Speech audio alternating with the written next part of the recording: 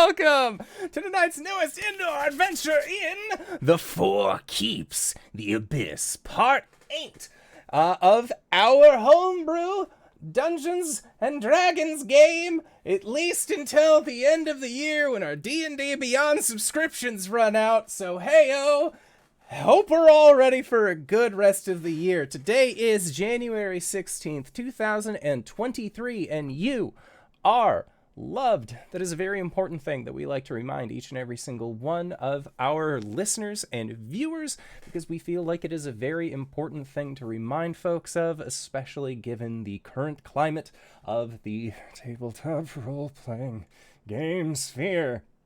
With that in mind, before we even get into anything else, again, things are a little wonky with Dungeons and Dragons, so I'm just gonna say this.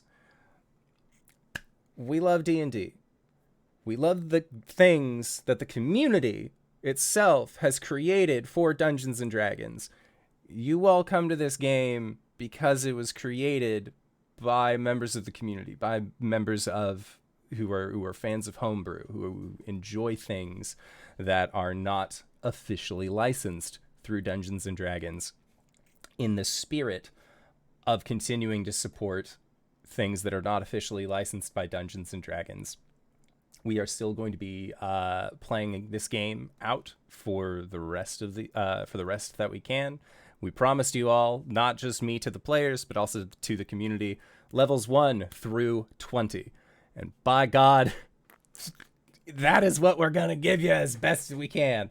We're still looking towards Season 2. But like I said, hey, we promise you guys level 1 through 20. Right now, we're level 19, which means there's a huge backlog for you to catch up on. So if you go to youtube.com/indooradventures or anywhere else that audio casts are being made available for free, you can find us at /indoor adventures, places like Spotify or Stitcher or I already said YouTube, but that's where it's at.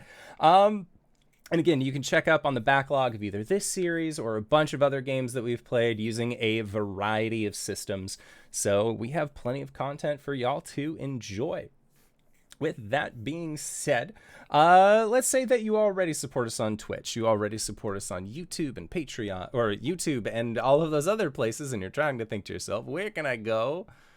No, I forgot the Patreon part. It's been a week, y'all. It's been several weeks. Hey, we have an after show. We're going to be talking more about upcoming things relating to, obviously, the last week in the tabletop RPG sphere. It'll be hard not to. Over at patreon.com/indooradventures with our free after show. So if you have any questions for myself or each other, feel free to join us there.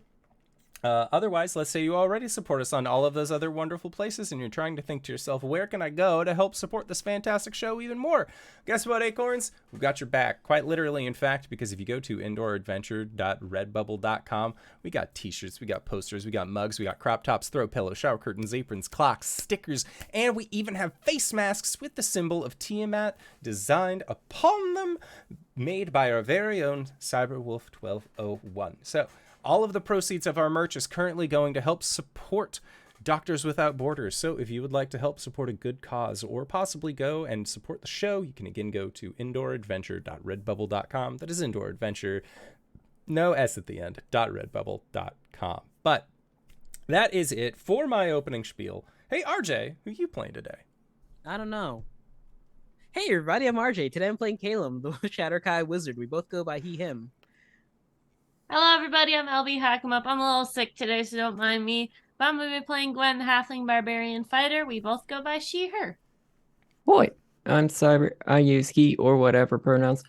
I'm playing Arjhan. Arjhan is a Draconian Luddite, because today I'm going to be rolling dice physically as I prepare myself. Hey, everybody. I'm Wings, also known as Danae Keener. I go by she, her. I'm going to be playing as Coriander, the Eldrin Paladin, who goes by she, they, and he. And I am the indoor adventurer, he, him. But tonight, I shall be your dungeon master. So, last we left off, Your group had made it to the Drow capital city of Tev Elyan, where you had ended up encountering an NPC by the name of Percival.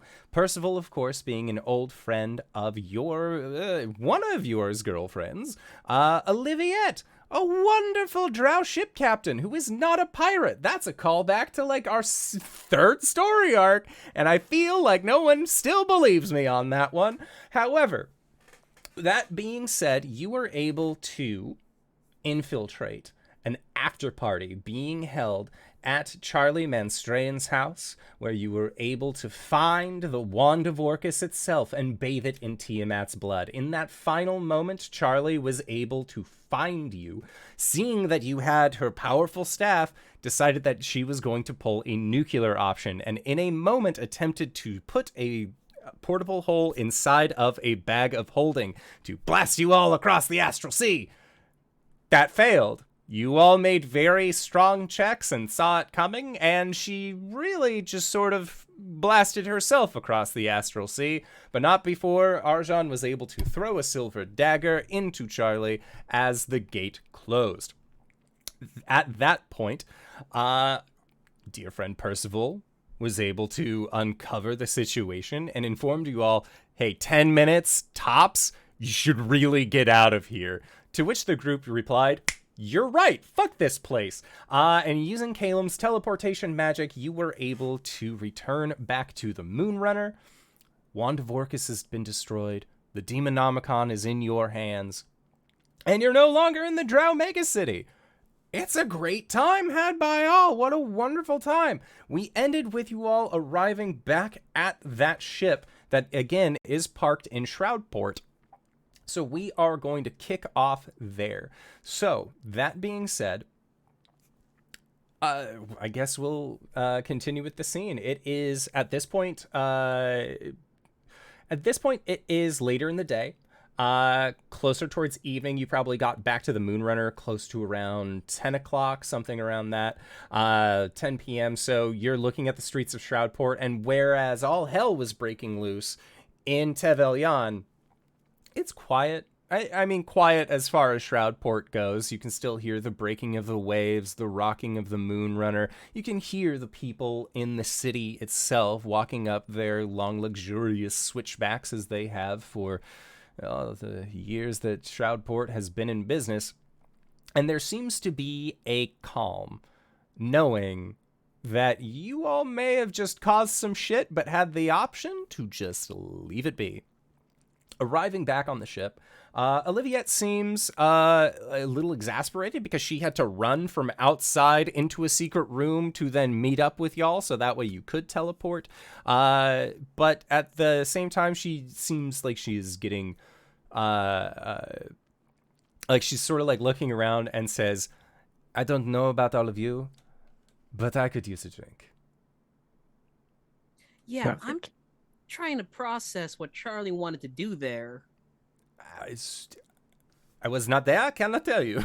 Yeah, it's some sort of magic thing, right? Like she teleported herself away, but she was trying to take us too? Well, no, for my summation, she tried to put one extra dimensional space into another and got sucked into the astral sea. But for what purpose? Is that what happens when you put an extra dimensional space into another? Yeah. Oh dear. Oh. Wait, was she trying to blow us up? Was this a bomb? Possibly. Well, then why would she do it to herself? She was a had bot. way back.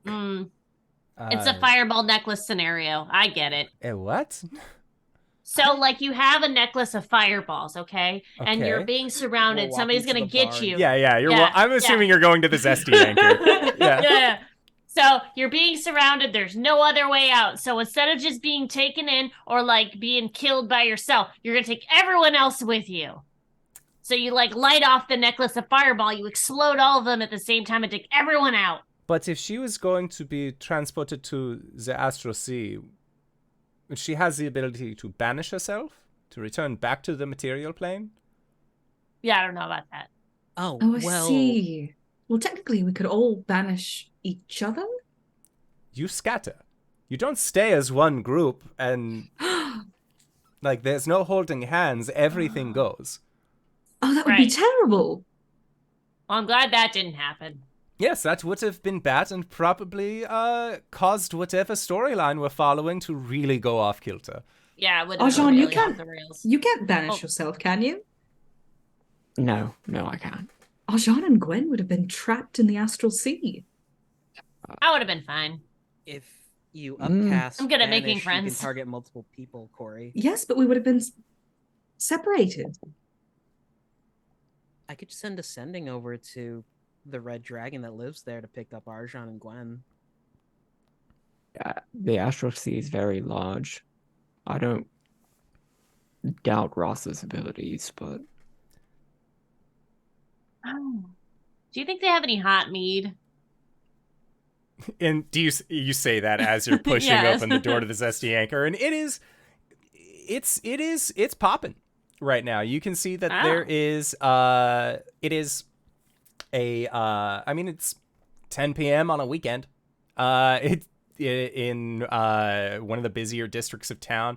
You go in and you can see that there are a plethora of people here. It looks like Mirth, who had originally been one of the servers here at the Zesty Anchor, has returned from staying in the gated glen, and of course she ended up getting her job back. So once again, you have a tiefling waitress, you have Fang behind the bar, and you can hear the humming of your turtle chef off in the background of this kitchen. It seems like regardless of what happens in Shroudport, this place always stays the same, and like Cheers, this place remembers all of your names. And you actually see that when you come in, there is a separate table that has been set aside that no one is allowed to sit at. And you see that the symbol of the Four Keeps has been engraved / like kind of burn marked into the table itself. It looks like you actually have a specific place to sit here. when did that happen? This is Arjhan as Yeah. they're walking in. When did what happen? He points at the booth or the table. When looks tries to gets up on the table. Oh, hey, who did this? And you just hear, yeah, you guys like that? And Yeah. Fang will make his way over to the table and says, I don't know, you save our city like once, twice. I mean, 3 times the least that we can do is offer you a table and discounts on drinks. You don't Hey. you don't keep this open all the time, do you? Oh, yeah, no, for sure. I mean, you that guy points over towards Caelum. I know that he can just teleport and do all of that wizardy stuff. It's easier. It makes more sense to just keep it open than people constantly I have to shoo them away and then they get mad if I just say that's I just keep a reserved marker on it, really. Well, We don't come here nearly enough of that. to be No, you profitable, don't. do we? But you know what? Again, it's a nice table. We should. it is a nice table. That's where I eat my meals, honestly. I feel like Oh, I'm yeah. not saying I'm like a 5th member of the team. I think that's more her gig. And he points No, but towards it's like- Oliviette. I'm more like Mascot? well, no, mascot's a little I wouldn't say Mentor. mascot. I mean, you guys had a wolf for a while, right? I would say if Oh, anything, yeah, the she wolf had is the puppies. mascot. I'm more of like the 6th man on a ball team that only has 5 players. I'm in the back, I'm cheering you on, I'm yelling really loud, and I count towards the overall group and not really part of it. Well, Yes. Yeah. Frank, charge people extra to sit here. Oh yeah, like a my tourist God. thing. No, that's Oh my god. hey, Mirth! And just you see Tiefling, who's in the process, just shoots him a gun. Oh, you know what? Later we'll talk about business. That's a great idea. That's a great idea. Again, you're all very notable. People would love that. Do you have any hot mead? I can get some. Hello, hot mead. And you just see a Hot mead. thumbs and a very smooth head nod as Huddle will go take some mead from the stocks and then take it into the back. And Olivia, guys, can we? Oh, sorry. like, pulls up a chair from another one of the tables. It looks like this table specifically for the Four Keeps only had 4 chairs with it. But it seems like, again, like the rest of the bar being like, oh shit, like that table's actually getting used finally. It's been empty for like several months now. But they will, Olivia will bring over a table and she will order. What would Olivia order in this point? Honestly, I think that she would probably just like order like the strongest dwarven whiskey that Fang has to offer. It looks like she had a like going home is never an easy thing, as we expressed last time, and it looks like she is in the mood for something with a little bit of a kick to it. So Fang is going to try and get something spicy, get something fun together for her. So we got a hot mead, we got Oliviette's drink. What's the rest of the group drinking? If any. Just some simple mead. It's 2 hot meads. What is this? Okay. I guess Cam will order a gin and some lemon water. Okay, sounds good. So Caelum will the gin and lemon water comes out first. It is the easiest drink to make. You just need lemon water and a little bit of gin. In 2 separate glasses. In the lemon water glass, he'll pick it up and cast Prestidigitation to carbonate it. Ooh, I'm here for that. I'll allow that. Cori will have a hot mulled wine with a orange slice. No, not an orange slice. Let's do like a cinnamon stick. Okay. Would orange and cinnamon be nasty together in a mulled wine? I don't think so. I mean, it depends on the wine, really, but like orange and cinnamon go pretty well together for the most part. In a mulled Cinnamon wine, and a right? honey wine. Yeah. Ooh, yeah. So there's So an another orange mead, slice got just, it. yeah, just floating in there, and then like a cinnamon stick sticking out for stirring. Okay. So yeah, we got several hot meads. We got Cori's hint of Fey hot mead. And for Oliviette, what ends up coming out is that it looks like a what is it? It's a shooter glass, so it's a little bit wider. It looks like it has that like one singular ice cube that is just the big sphere in it. And you can actually see that there is a long, it's like a toothpick, but it looks like there is a small pepper that is actually attributed to it as well. It looks like this is supposed to be a spice whiskey, and not like a fireball style whiskey where it's heavy in cinnamon, but more of like an actual like little bit of a cayenne kick to it. And it seems like Oliviette is very thankful for this as well. Fang does apologize, but he does have the rest of the bar to run. If you need anything, just holler at either him or Huddle. Gently approach Mirth, or else she will yell at you. Other than that, you guys are here at the Zesty Yanker, where our adventure began. Hey guys, Gwen pulls out a notebook. Can we just go over plot points and, like things that we're doing currently? And I just want to go through and make sure I'm crossing off the right things that we've done, okay? Just Right. as a quick recap, okay? It has been a while since we did that. I feel like it's a good practice. Right, exactly, okay. Our ultimate goal Right. is to trap Caius. Yes, yep, Dark Star. Got that. That's on the list. In order to do that, we needed 3 things. Mm-hmm. The means by which to seal away the magic, the ritual, what have you. We got that from Asmodeus. Lord Grandpa Momo. We needed a vessel that could hold something of an Elder Evil's power level.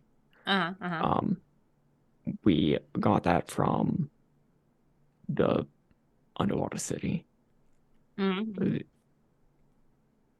And then we need the true name. And we need the true name of Caius. In order to do that, we need to get it from Orcus. We have two things that will help us do that. We have the Demonomicon from Tasha. Lady Zabelna. We have that from Zabilna. Mm-hmm. Mm-hmm. And now we have removed the Wand of Orcus from the playing field. All right, and then we have the book. Oh, Okay. speaking of that, when I was in the ethereal plane, I tried to touch the Wand of Orcus. Turns out that doesn't work very well when you're on two different planes. Regardless, I think Orcus sensed me, and he knows we're coming. Good. And No. you can confirm that? Not necessarily. I just know it. Here. She touches her chest. Okay. Describe your experience to me. I reached for the wand, and there was a flash of light, and I saw his eyes on me.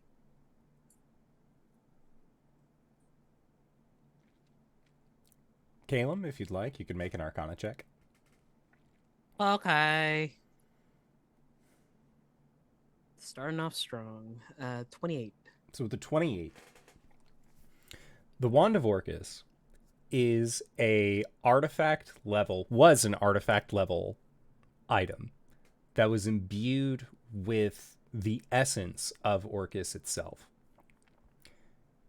On the spectral plane, there are things where you can kind of sense the energy of. You kind of get that, like, oh, like that person has a little bit of a purple aura to them. That person has a yada yada aura. And like you can kind of like sense out spiritual power because you are on the spiritual realm. What Cori is describing is not that Orcus has permanent eyes, but in that moment, it is like eyes have met and then immediately blink, close away. Orcus is aware of you, or at least is aware of Cori. I don't think he liked Coralon touching his stuff. Now, he doesn't have eyes on you per se. He's aware of you now, for sure. Oh, that's... And I'm pretty sure he's also aware of the destruction of his own wand. Almost certainly. I wasn't worried about him watching us now, though I suppose that could be within his power. What I meant was that he knew I touched it. Mm-hmm. You want to try this? Oh, certainly. Here, Olivia, try mine. Pass cups You around. see, like, Olivia is like halfway done with hers, and like a sip of yours, hands it back, and just it's not bad. I think I would stick with mine, so. If we're going to invade Orcus's home plane, I think we should go in there with as much firepower as we can. Tonight I'm going to try and talk with Saloon, Mistra, the Raven Queen, see if they can offer any boons to our situation. Makes sense. I think I'm going to change armor. What? Should I talk to Talos? If you want. What is our plan for getting this information? Well, we have the Demonomicon. I don't think we would have grabbed it if we didn't intend to use it. Which is the more messier of the two methods, or few methods we have? Sure, it can get Orcus to talk, but you're not gonna like it. Okay, so how, I guess the question is, how are we gonna approach this? Are we gonna go there and be like, Orcus, I'd like to strike a bargain with you. He is like a big old demon duder, so it's not like he's gonna like be willing to like, they're the more like emotionally motivated ones as opposed to intelligence motivated ones, correct? That So is like, correct, yeah. More chaotic, you mean? yeah. So are we gonna offer him something? Are we gonna threaten him? Are we gonna try and confuse him into doing it? Well, I have a question for you. For me? What could we offer Orcus that we would be willing to give him? Well, what does Orcus want? Everything to be dead. Oh. Soul survivor. Oh. He is disgusted by anything that breathes. That breathes? Yes, that has breath. Boy, so power to do that. We do. Oh, I don't. Okay, so anything that we offer him is probably going to be really bad for the world in general. Yeah? Almost certainly. Okay. Though I We do do- imagine that he wouldn't like the idea of being beholden to the Demonomicon. Right. Perhaps we That's a bind him threat. to it and then offer him freedom?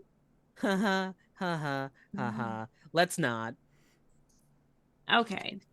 There Well, is what if, a quirk to the Demonomicon, Cori, where if something were to happen, the strongest demon that is bound inside of it takes over the person attuned. So let's try and not bind him to the Demonomicon unless you want to. But can we use the Demonomicon to trap him? Reading. With a pretty big magic circle. With a pretty big magic circle, yes. We do have something. We have information on Tharsden. Is that something that he would want? I don't know why. Hey, Gwen, make a history Huh? check. Oh boy. Oh boy. Big Daddy Tharsden. Oh, that was almost a natural 20. But it wasn't. Where's my character sheet? History. So I rolled an 8, so 7. So 7. You remember Tharsden saying, like, in your criminal minds communicate? Oh, right. Via the Black Book, you remember Tharsden mentioning something about Orcus? Mm-hmm. That's about as far as that 7 goes. You're like in the string of thought, and then another drink is placed in front of you, and it has like it just looks tasty, and that ADHD brain is just like, ooh, fancy. Like, you put cinnamon on top of this. It's so fucking good. But there was something about Orcus and Tharsden. We talked about it. He said something about it. When did he say something about it? I don't know, like how long? Like 2 weeks ago? Before we got back together? Yeah. You've been in communique with Tharsden? Not anymore. You guys told me to stop. Before we took the break. We told you never to start. Well, I didn't after I'm sorry, I'm confused on the timeline. I stopped when you guys told me to stop. This When we're seems on the like boat. a party situation. I am going to I will be on the boat if you need me. And Olivia just like, this is like, there's my pay grade, there's the person I love, then there's Tharsden's bullshit, and I'll see you later. Cori absentmindedly kisses her on the cheek as she leaves. Can I roll an insight check to try and put this together? Yeah. Oh yeah, all of you can roll an insight check against this. Gwen, if you want to roll a deception. I did stop talking to him when they told me to. But I buried Well, here's the stopped thing. Speaking completely out of character, You were speaking secretly with Tharizdun, Yes. and we never found out. Oh, right. Yeah. Yeah, that's true. Well, we talked about it, and then y'all were like, "You We shouldn't talked do about that." something different. You got your ass kicked by your god for talking to Tharizdun. Broke your and then you fingies, started yeah. and then you Oh, started right, self-harming over it. And we were Yeah. like, hey, maybe don't do that. And we never knew what it was about. Oh. Because we Oh, never yes. pushed the subject. Now Gwen, Yeah. with like 3 drinks in her, like, oh Eh. yeah, I talked to him. Like pretty regularly. It was an That's off and a on. 15. It's an off. I know thine enemy. Well, get in the mind of the crazy person. 20. Okay. I'm not rolling. Sure. Gwen, we spoke with Tharizdun weeks ago, and I don't remember him saying that. No, but he did give us a piece of himself, something attuned to the abyss. That's assuming that we want to go there. Is that... With the Demonomicon, I believe I could potentially summon Orcus here. Not I don't know here. how. Yeah, I don't know how good of an idea that is. Not here, but can we do it in an extra-dimensional space? Yeah.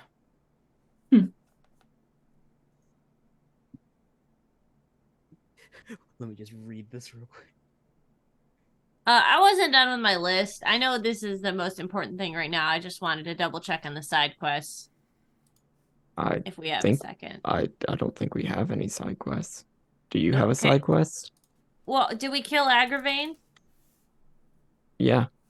Okay. I'll cross them off the list. Did we kill all of the Fang fucks in the north? No. I do not believe that is... Oh. We left them a warning. We blew up their stuff. Check in on that. You mean the vampires? Yeah. Yeah. Right. No, not Fang with an E. Oh, no, not Fang. Not Fang. Fang. He's like, Not looks you. up. You're doing great, Fang. 6 man. Yeah. Okay. We sent Tyler back to the Hells. Yes. We attended the trial, Gwen. I just double checking because I forget things. Plus, I'm drinking. Okay. That's my list. Wait. Oh, it feels nice to check things off of it, doesn't it? It does, yeah. Well, the Heralds of Tiamat, we found all of them? More or less. Okay. I do have a note. Ren, a whole ass green dragon. That is correct. Yes. Yeah. I just like my little notes from the past, you know. They're fun. I mean, I guess I do have something else, but it's not something that I want to get into before we do all of this. Right. I might have a clutch of eggs. What? I might have a clutch of eggs. Like, Gwen starts doing math in her head. Baby. Adopted, but yes. Oh, God. I was like, you didn't tell me? Congratulations. Yeah, congratulations. Wait, why is this a mite situation? Because they have to be retrieved.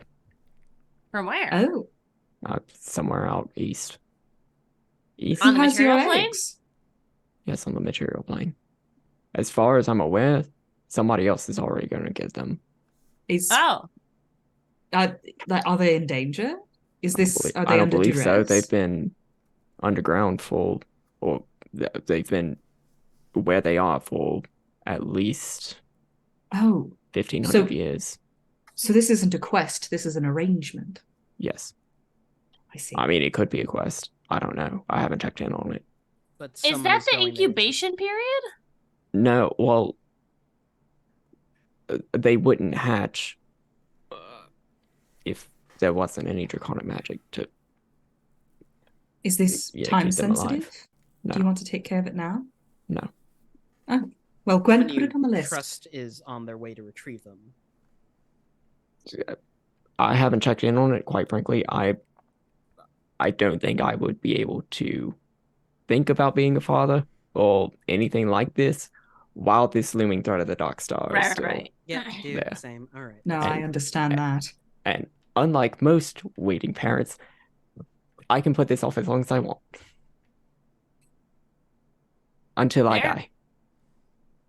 Which Nope. might be soon. No. But we'll do everything we can to make sure that you don't. I make no Particularly now that we know that there's a clutch of eggs waiting for you at home. He So, just nods. Gwen. Yeah. Garsden, huh? Yeah. Well, I mean, his book is somewhere safe now, and I stopped talking to him because you guys said it was a bad idea, so I stopped. You were talking to Thoriston? Yes, a little bit. I just wanted to make sure that he wasn't going to, destroy the world because he's a world level threat. We told you not. We told her not to, right? Didn't we all decide not to talk to Thoriston? You know, Caelum is just gonna stand up, take his drink. As long as Gwen has learned a valuable lesson from this, it's fine. And he'll walk away. You guys go do shit by yourself all the time. I don't see what look, I'm just saying I stopped. It's fine. I learned what I needed to, that I wrote it down. And now I'm not, okay? I wanted to make sure he wasn't going to destroy everything or wasn't self-aware that he was actually freed and could destroy the world. And that's what I did.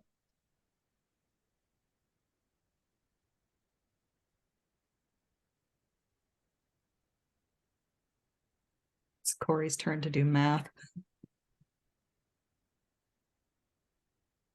But His book is somewhere safe. Talos once kicked you in the chest for talking to Umberlee.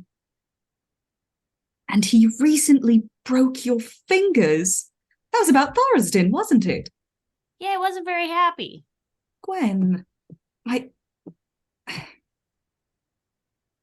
speak from experience when I say talking secretly to the gods only ends in tears. Well, you all do it enough. I thought I'd give it a shot. It's over now. We don't need to talk about it, okay? I hoped that people could learn from my mistakes.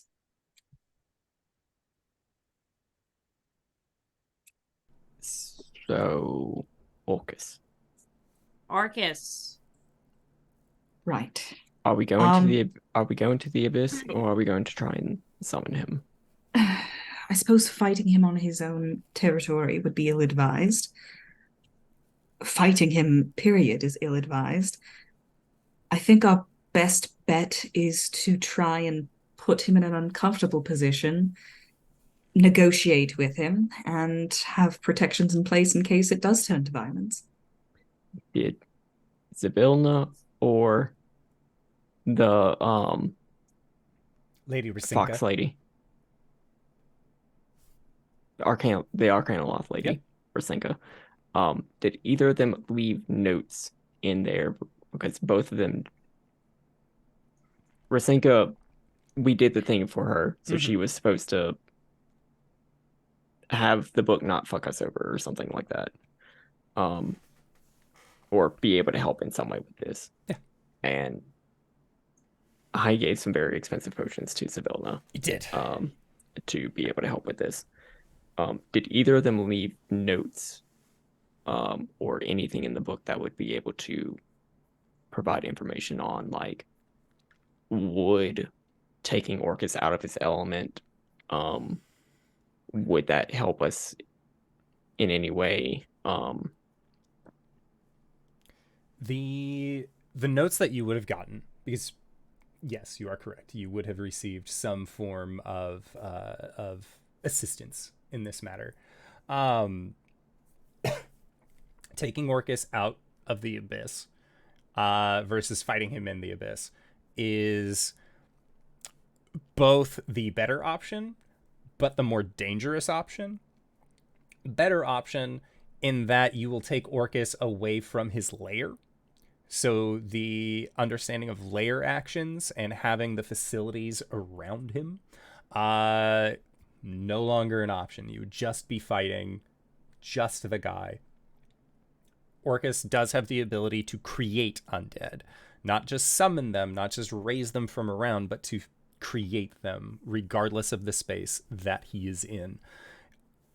That being said, areas of consecrated ground where undead are much weaker are also going to be in your best bet to encounter Orcus. You all know a place of unconsecrated ground, or of consecrated ground, being the Temple of Mistra, from where you were previously.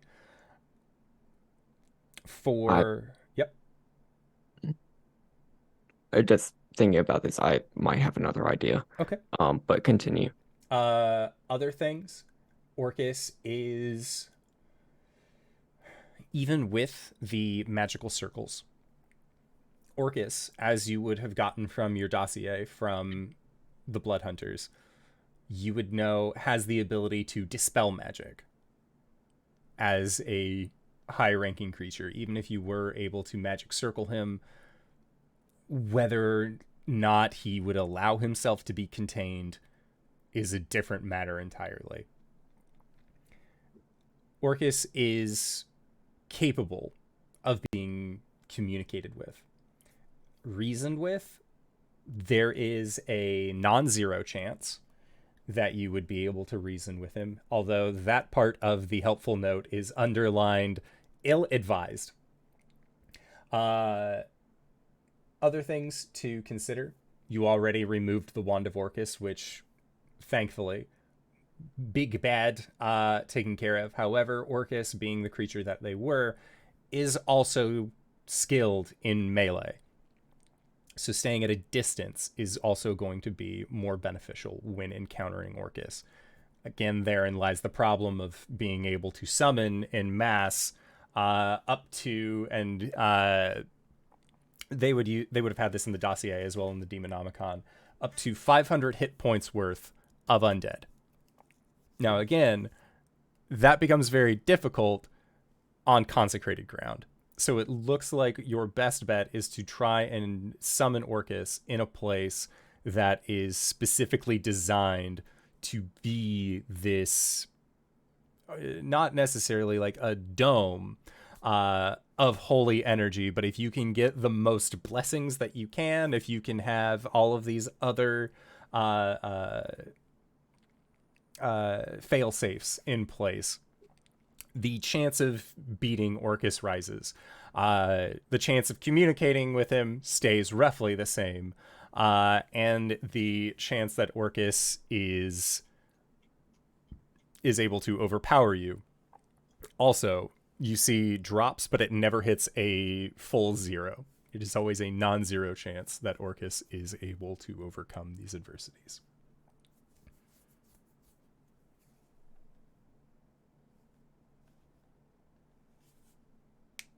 I have an idea. It will involve devils. Go on. Okay, go on.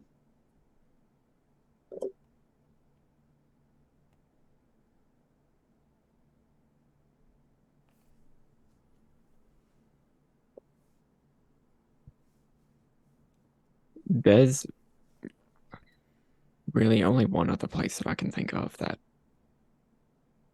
would have the defenses and the forces to repel a demon lord.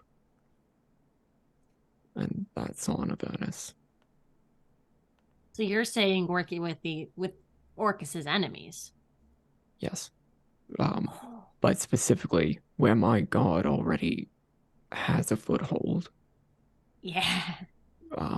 Where we've already made a deal with Asmodeus, who controls the entire plane. Mm-hmm. I mean, depending on where the Blood Bowl's at right now. If we can talk to it, who's the current Archdevil? Of Avernus? That would be Zariel. Okay. Yeah, Zariel, which Gwen had to fight one-on-one in order to appease Asmodeus. It was great. Oh, yes. You've already met Zariel. Yeah. We would need her army. I mean, Or a part of it. she was a great warrior. I mean, I wouldn't mind talking to them again. So What do y'all think? Oh, okay. comes back, looks totally plastered. Oh, buddy. So you're saying that we should gather the devil forces together and just have a fucking kaiju fight. Well, I'm saying it would be a very, very good secondary line of defense if things turn bad, which we are assuming that they will.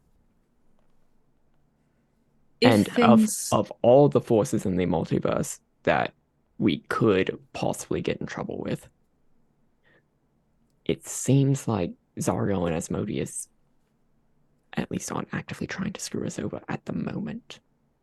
We should probably speak with them about this plan so we're not dropping a bomb on them. That's exactly what I'm suggesting that we do. I say, first off, we talk to my god about it, because she is actually on Avernus right now and could possibly help us with some hallowing.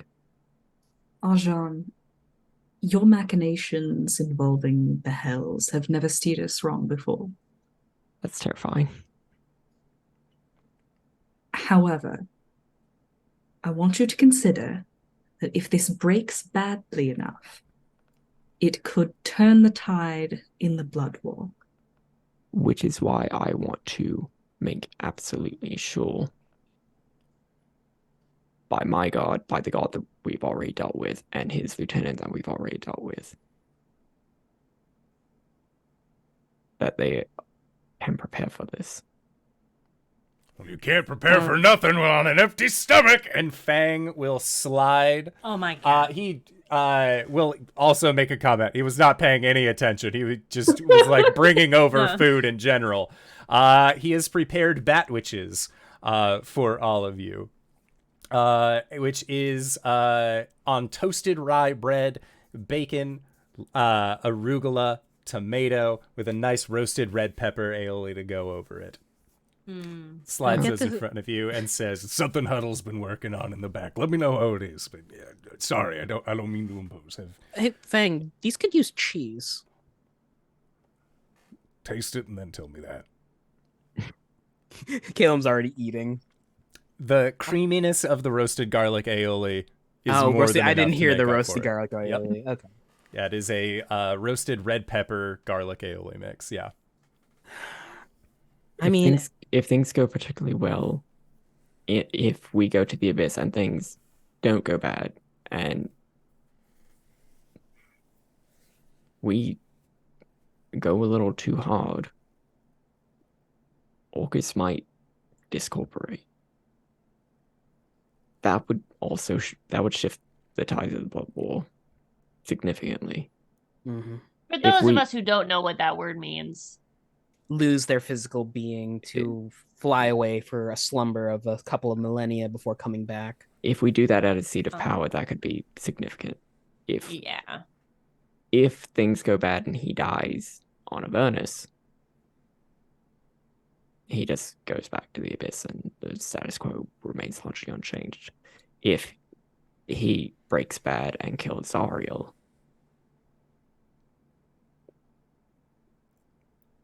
that would also be bad. Maybe I can ask the Raven Queen for supplementary forces. Okay, Caius is a creature of the Abyss, is he not? Yes and no. We're about to remove him from existence. No, we don't want to do that. Well, we're binding him to a weapon, etc., etc. As far as I'm aware, he's not a demon, and he's he's not an active participant in the Blood War. Right. So he's something that was created from Orcus's power, but he's a elder evil. He holds no place in the overall balance of the world. He wants to eat everything. Oh, yes, of course, I know that. There is no But balance in that. now that we're talking about Orcus and, whether or not he discorporates or dies, or where he dies and how he dies, and the potential butterfly effects that could have, this is a lot more thinking than I usually do. Yeah, no, if we kill Caius, if we remove Caius, nothing breaks. We just don't get eaten. All right, good. I'm just saying, we're about to do a lot of messing with the abyss, and I'm worried about tipping the scales too much in either direction. I'm specifically trying to not mess with the abyss.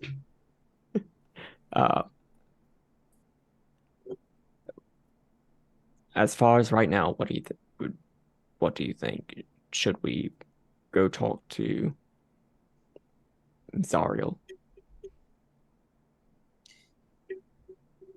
Yes. I don't think going it alone this time is going to be very effective, considering Orcus can summon his own army. We're at a disadvantage. I think it's best we talk with Zariel, Lord Asmodeus, see if we can't muster their approval in this plan.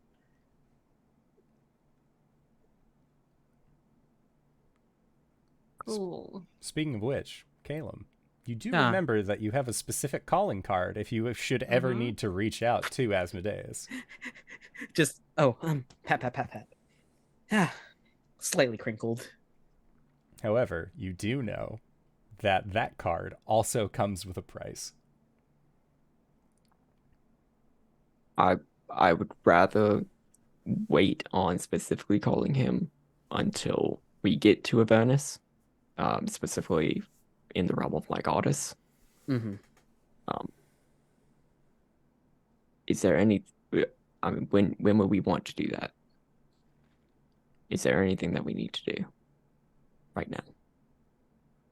Caelum needs to get sober. I'd like to speak with my goddesses. Right. Huddle! Can I get, like, a cup of coffee, please? Thumbs up. Nods. About 5 minutes, you'll get a cup.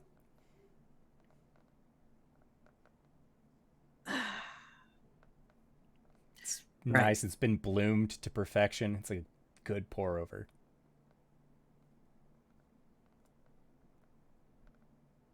With coffee, it's all about taking it slow.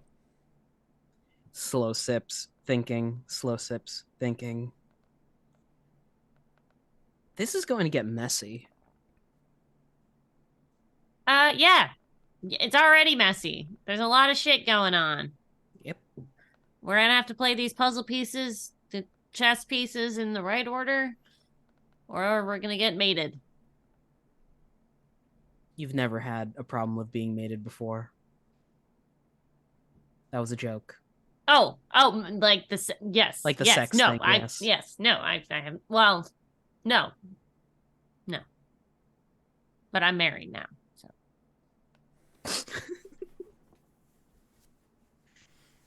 I think there are a lot of things for us to consider.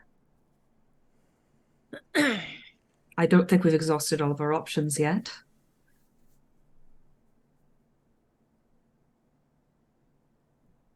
What other options do we have?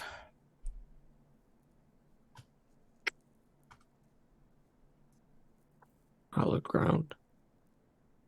An extra dimensional space. The astral sea. Can he just blink out of anywhere? We do have to, like, lock him in, right? Bind him. Yeah. He is powerful enough that he can break loose of those binds by himself. Where does the Demonomicon weigh in on that? More like the research that Arjhan put in. It was a mix of both. The Demonomicon also informed you that even though the magic, like, the Demonomicon provides the magic circles to be able to do all of the summonings and kind of lays out the instructions for it. But the motherfucker has dispel magic. Yeah.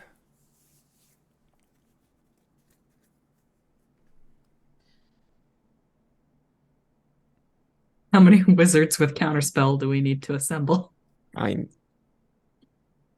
There's a spell I've read about. If we can find a cleric with a high enough, who's powerful enough, it's called Temple of the Gods. It's kind of like my Curious Cabin, but more towards abjuration against fiends, undead, and people you don't want coming in.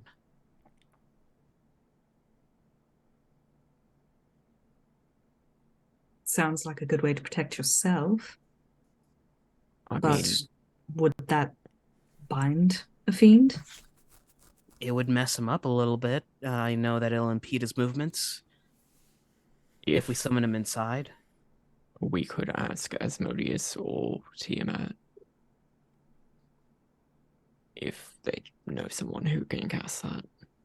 And if I remember correctly, any healing is automatically maximized. Well, perhaps now it's time to seek wisdom. Consult with anybody who can weigh in on this and reconvene for the best plan that we can make. I've got a lot of meetings tonight. I might have one as well. I might need a plane shift. Should we do this on Avernus then? I want to get some opinions. If we're worried about making chess moves, I would very much like to talk to Rasa about this. I can take you there. Do a rest at the cave, have my meditation, talk with my goddesses, and then bring you back.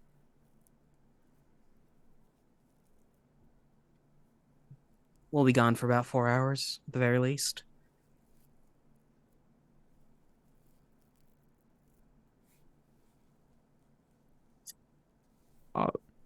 Do you all need to go anywhere to talk to your gods, or? That's a good question. Simon, Yeah. how would Cori go about communicating with the Raven Queen? To communicate with the Raven Queen, Cori would... For Cori, it is going to be a matter of finding someplace secluded. You would want to go into a place of darkness. Not full darkness, mind you. But dark enough where your absence of shadow is no longer noticed. You would then need to find a mirror with darkened glass. And through the mirror with darkened glass, you would have to establish communication there. Otherwise, I would need to check. But I believe that if you were looking for a method of... Because you want to have a longer conversation than like a contact other planes, correct? Essentially, yeah. Okay, yeah. You would need to essentially set up a ritual site of your own design to establish connection with the Raven Queen. But you know where you might be able to find a darkened glass mirror? In Ross's Horde. I think that our good friend House, what's his name?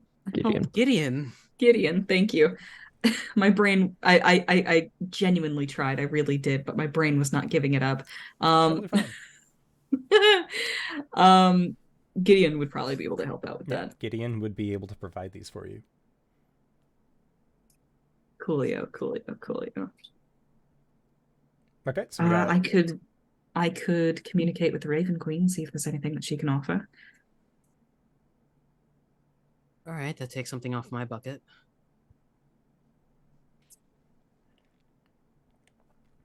Do write down any questions that you had in mind.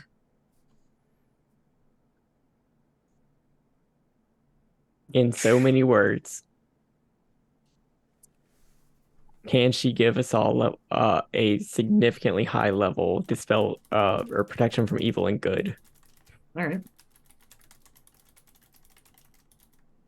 Would she that we be don't have to able- concentrate on? Would she be able to help in this matter?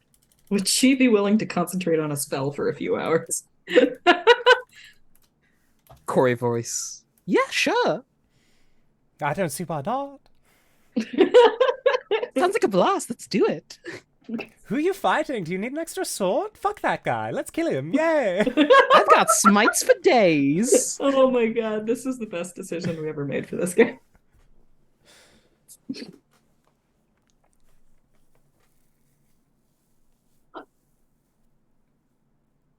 Okay, so we have Cori going to communicate with the Raven Queen in some form of fashion.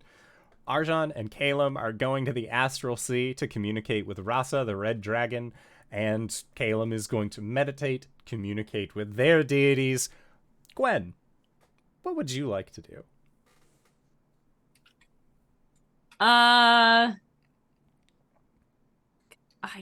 I guess Gwen is gonna.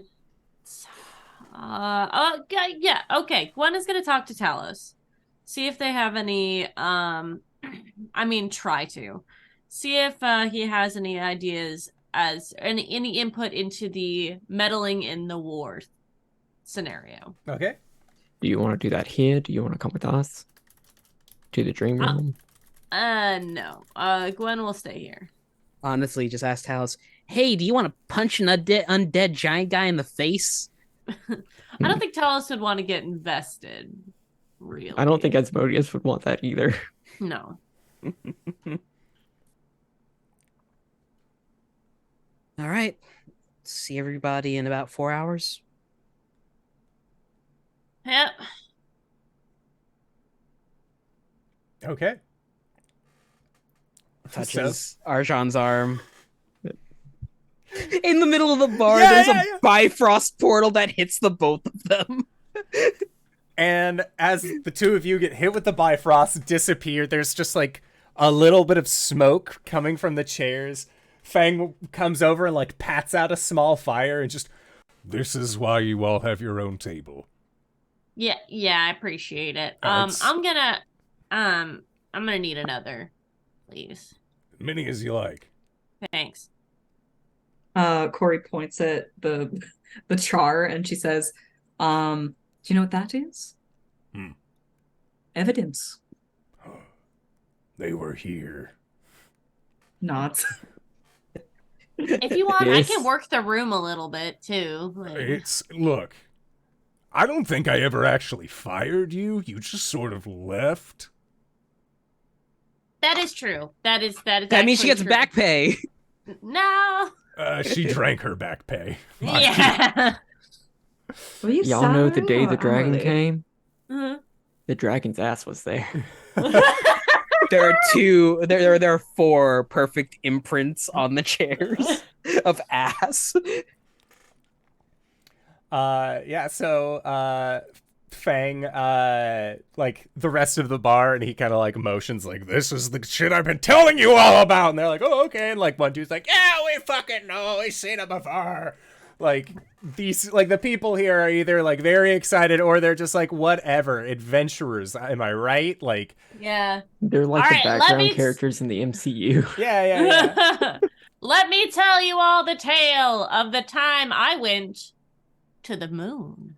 Ooh. Glenn gets up on the bar and starts regaling everybody with the Okay. story of how we all died and then we came back and we defeated. That's how you got this eye. That's how I got this eye. I'm at Cori- Talos. Cori watches bemused and just finishes the rest of her drink slowly. For sure. Okay, so yeah, you guys are able to finish drinks. Gwen is regaling in tales. Meanwhile, over on the astral plane, Bifrost has led you to the astral sea, plants, and there is a like when you arrive, there is that like alligator like, and then there's a Oh, I didn't know you all were coming. And you just see this like adult red dragon sort of like come into view. Rasa! And Big Nuz on the side as you like give a brief hug, and then she will motion to like look towards you, Arjhan, and you can see that there is like a little bit of pensive, like Yeah, he'll approach. she'll Big Nuz on you as well in hello. Yeah, that's sorry to drop in. There's just a lot that's about to happen, and I wanted to get your opinion on a few things. Rasa sits and like a lot of the dragons in the game of Dragons and Dungeons are based off of feline structure, so you can see that Rasa almost preens a little bit that you would ask for advice on something. Of course. I would say come into my office, but this is a cave, and I also don't really know what that phrase implies. I've just heard it said before. I would offer the same, but my office is very small. You have one. Can I at least see it? I need context clues. Do I have the spell for that? Yes, I have slots. And I will summon the conference room. She looks in. Everything is so tiny. Those cups look like you could just crush them with your fingers. And they hold liquid. Not enough, and not for long enough. Fascinating. Sorry to detract. You wanted assistance in plan. Is there... I will be straight with this. Are there illithid that need devouring? Nautiloids that need burning? There might be a drow floating out there somewhere. I don't Here? understand. Well, You're talking about here in the Astral Sea. yeah. Wait, no, yeah. Are there nautiloids and illithid out there? In the Astral Sea? They Are they occupy troubling you? Troubling me? No. I have never been troubled by illithid and nautiloid. They make for delicious snacks, especially when they are burnt to a crisp. We like to just eat them. Sometimes it is no matter. The nautiloids and illithid are not an issue. I am not typically called upon to assist in matters that are not related to our eternal struggle and war against the Gith, or with the Gith against the Illithari. But if that is not the case, I am still excited to assist. And she clacks her large draconic talons on the ground. Yeah, Arjhan will just kind of look back at Caelum with an unspoken, "Are you going to go do your thing?" Oh, Caelum's just gonna nod his head, find like a little spot inside the cave, and crisscross applesauce.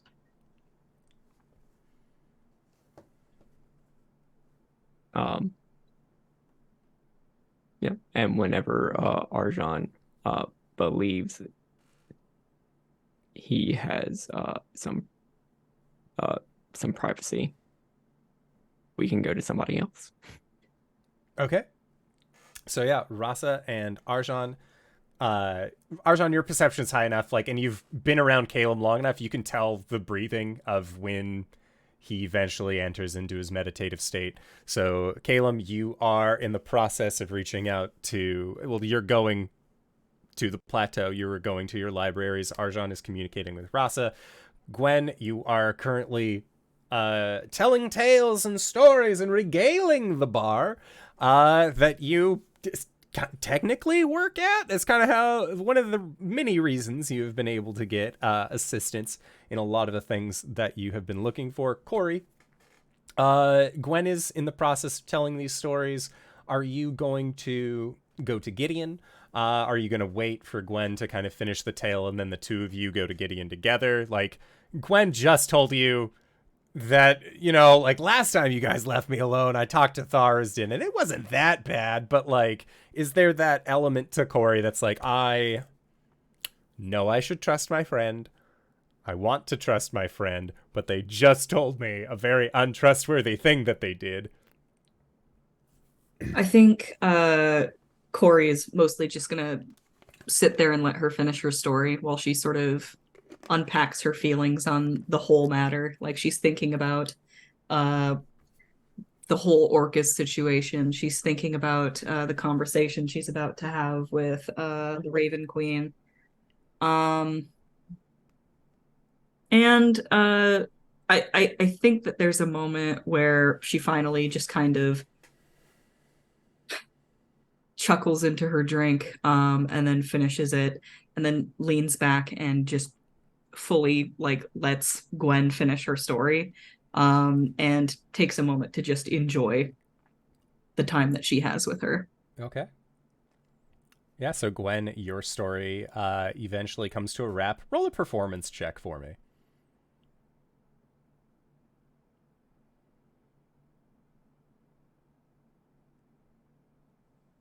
Performance, that's a 17. Okay. With a 17, people are handing you drinks. They are like it is one of those things like you're already getting drinks for free from the bar, but like people are like paying are paying for you to have even more drinks. That sort of thing. So you can I would say make a constitution save if you continue to imbibe as more drinks are being brought in front of you. I think Gwen knows her limits, but she's not gonna overindulge too much. Okay. That's a 24. 24. Okay.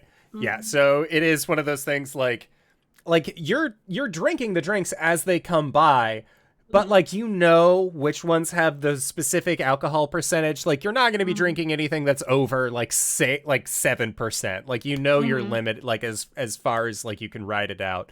The drinks do cause your story to run on a little long.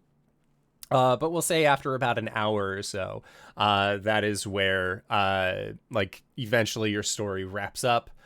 People applaud, drinks, food, merriment.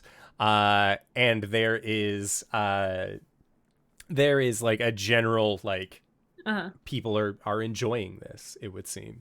And you see that Cori has just been like silently just in like taking in this story as you've been telling it. Like even when like you would make like, and that's when Cori, and like you point like to the one audience, like to the one like audience participation thing, like it's like raised glass, like yeah, I was there, but like does not join into the fray. I think Gwen hops down off the bar and goes back to the table and is like, why are you still here? And what do you mean? Everyone's going to do their thing. Well, yes, but I can do my thing later.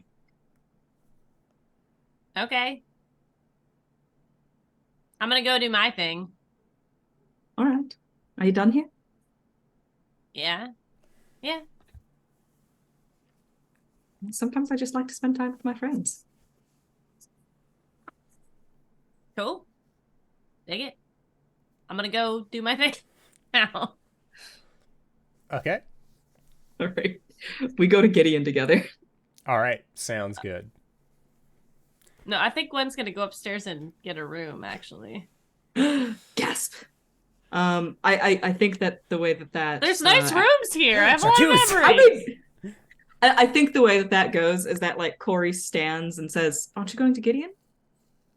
No, I was just gonna stay here. I mean, I can't really talk to my god the way you guys talk to your god, so I was just gonna pray and see how it goes.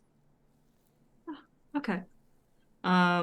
See you later then. And if she starts to step away, and then she like stops and then says, "Gwen,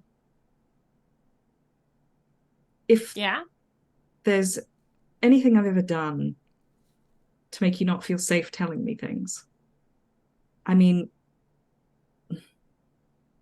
I'm sorry.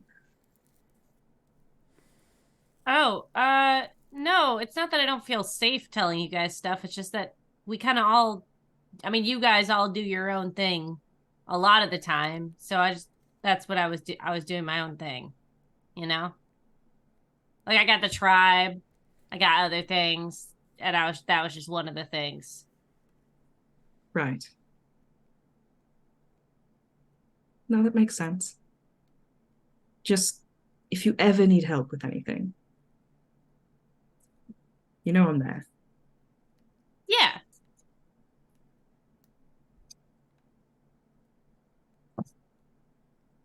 Great. You don't need a hangover cure, anything? No, I'm good. I'm not drunk. All right, cool. See you later. Have a good walk. Okay. I'll go off to Gideon. Yeah. At the top floor of the stairs, there's just a boarded up window. It is not a boarded up window necessarily. This window has been remade to look fancier than the other windows. And there is a little placard on the bottom of it that says window broken by it would say what's Caelum's surname that he uses? Oh fuck. It's been a while. If you never gave Fang a Night surname, Feather, isn't it? He used Nightfeather for a while, but then realized that wasn't him. That was the other dude. Yeah, that was okay. that other guy. I would think that it would because of the time frame of when it would still have the old last name, and it would say broken by C Nightfeather circa, and then it would have the date and year. Jesus Christ. And it's like a very nice, like it's like a stained glass. Like Fang has gone all out. Like it's a stained glass of like Caelum jumping through the window. It's not Caelum jumping through the window, but it is the window that is facing the sea itself. And it looks like the back half of a bird that is making its way out into the journey. As opposed to something hitting the ground really hard. Exactly, yeah. It seems like that part of the story is more like common spoken among the bar. But as far as the window goes, like this has been replaced and has been made to look rather fancy. With that being said, so Cori, you have gone to Gideon to begin your communication with the Raven Queen. Gideon welcomes you into the home. When you request all of the things that you need, Gideon is obviously more than willing to create these for you. Gwen, you get into your room. I would like for you for a prayer as part of this prayer-like thing that you are planning on doing. How are you wanting to get in contact with Talos? As you said, your method of getting in contact with deities isn't just like, I got Tiamat on speed dial. What's good, babe? Right. Like, yeah, like you act like there's a lot of effort that goes in. So what is Gwen's method? I think maybe she will. I think she will at somehow get all of the runts in her head to sort of help her focus and pray with her. Okay. So that she can kind of reach out to Talos and just do it the way she normally just like, hey God, it's me, Laganja.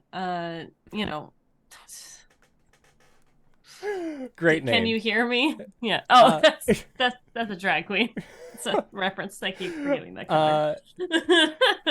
So essentially what it is that you get all these runts to help you together, and in the recesses of your mind where all of these Goliaths dwell, it is a group haka.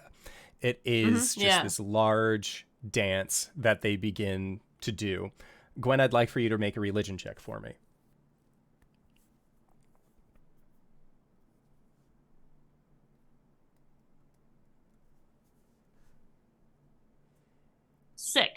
Six. Inside of your mind, these Goliaths are doing their haka. And as they are, you are involved in this dance. Like in your mind's eye, you are a part of it. And it is a group effort. Everyone is like, there are those that are playing like a large standing drum. There are others that are playing their flute. And you are fairly certain that you are getting in contact with Talos. The sound becomes overwhelming with these drums as they are being played, as your dance becomes more fervent. Mm-hmm. And that is when you hear a sound. You hear a sound like something that is scratching. And you kind of open your eyes, and you can still hear those deep, like almost like tribal drums being played. And you feel your vision being drawn towards what looks like, well, floorboard here in the Zesty Anchor. And you can see that the wood patterning on this floorboard is almost in a spiral-like shape. And you can hear the scritchings of what sounds like a pen on paper coming from underneath the floorboard.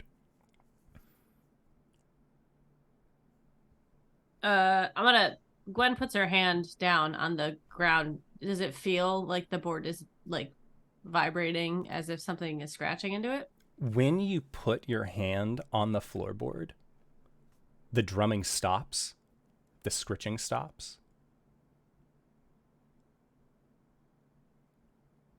And the floorboard is not nailed down.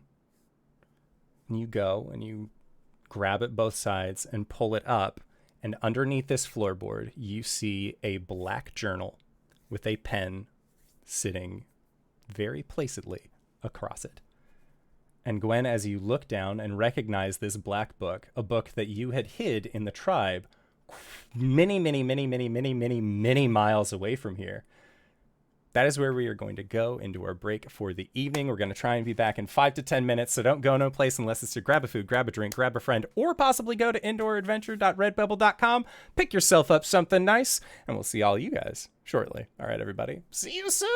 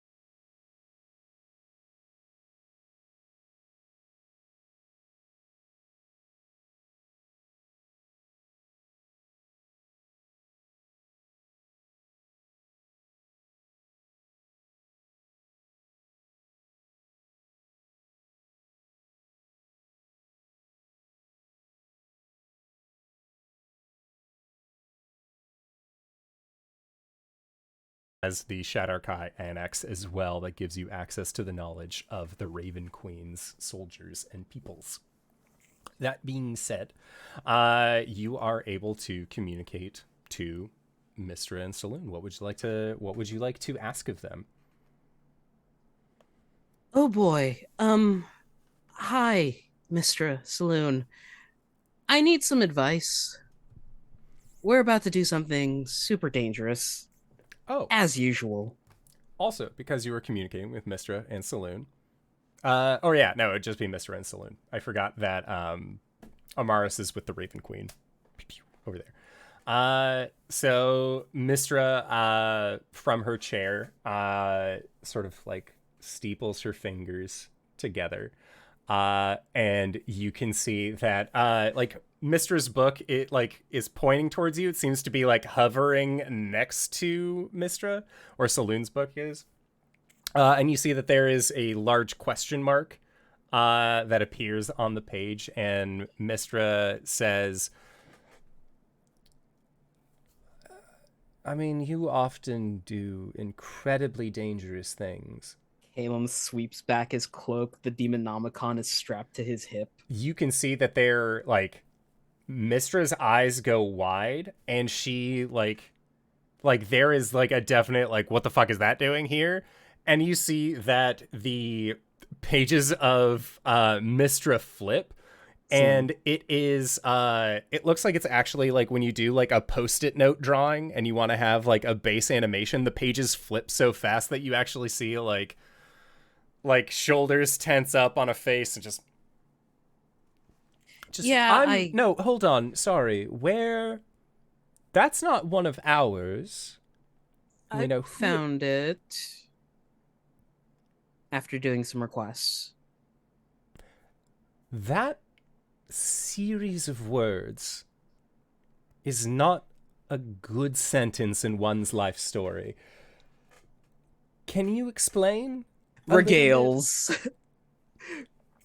And you can see that they are here to listen, as they always have been. And at the end, Mistra will extend a hand up as Saloon's book lands into it, and she will close.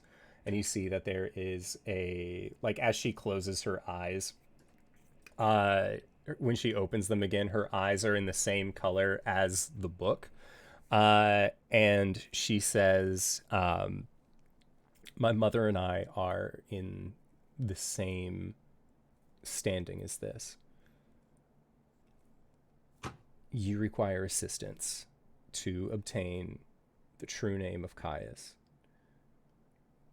The way that you have gone about this, we understand, is a long and arduous path, and it is a path that we had wished none take.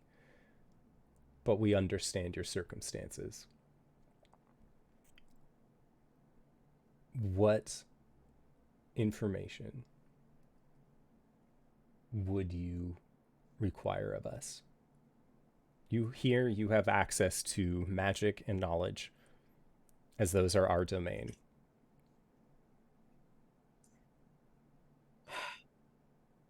I guess it's time I set to work then. And Caelum will begin to ask, like, we know that taking Orcus out of his plane would significantly weaken him, but still it'll wreak havoc on whatever plane we summon him. Is there a way to mitigate that havoc? The way to mitigate that havoc, Orcus, as it stands, as the old goat is able to stand in and of himself, does not have the ability to leave a plane once he has entered. It, in a way, it would take someone else to summon him, to move him from plane to plane. Their option is to find a dead plane. A plane where a plane that is essentially ceased to be, that the powers of the gods have failed, that the powers of any sentience is gone, a void. effectively, a barren world with nothing left. If you fail, Orcus would be trapped there, but you would have no chance of recovering.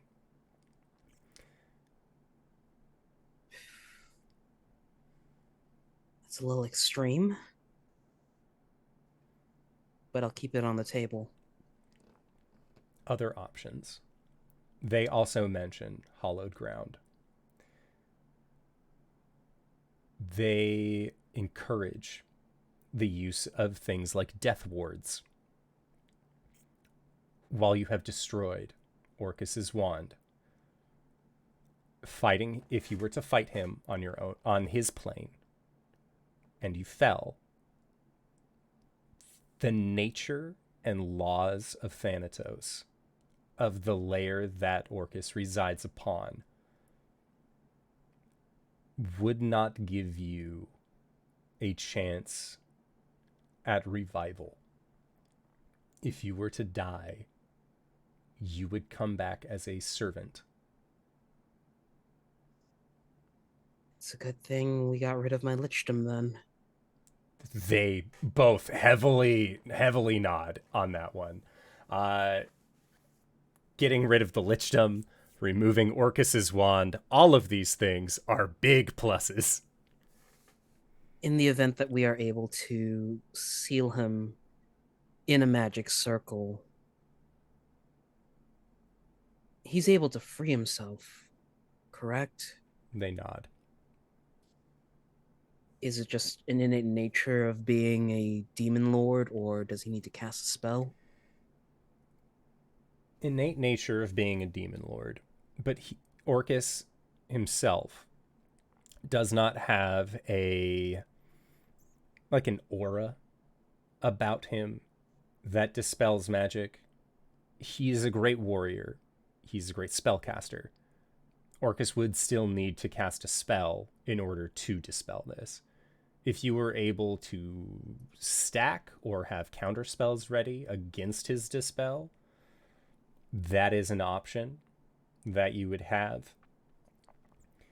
They also warn you, as they are the deities of knowledge and magic, that Orcus,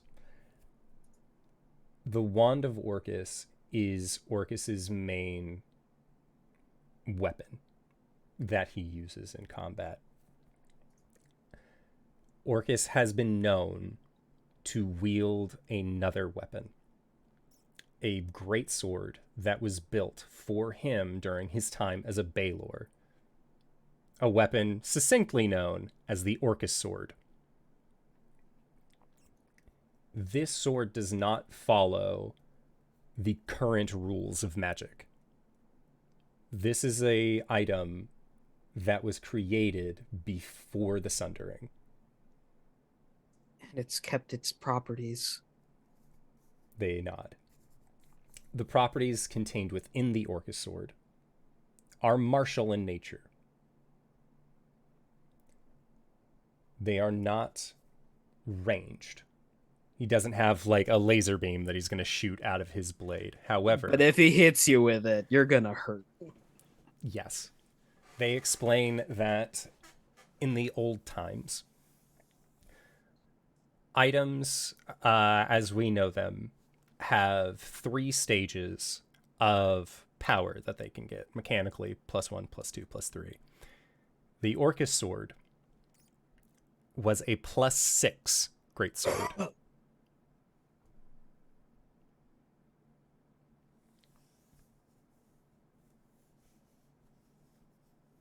It's still magical in nature, correct? Nods. A zone of anti-magic would nullify the properties even for a time. Anti-magic works if the item in question is a non-artifact. It's an artifact. Got it. Okay. We should also not anti-magic the magic circle that we're using to hold them. Well, if the magic circle is busted, I was thinking anti-magic to keep them, You do as a the good magic, like anti-magic shell inside of the double magic circles, just in case. Orcus is big enough where we can have a layer of the magic circle underneath him and then target the top half of him with anti-magic.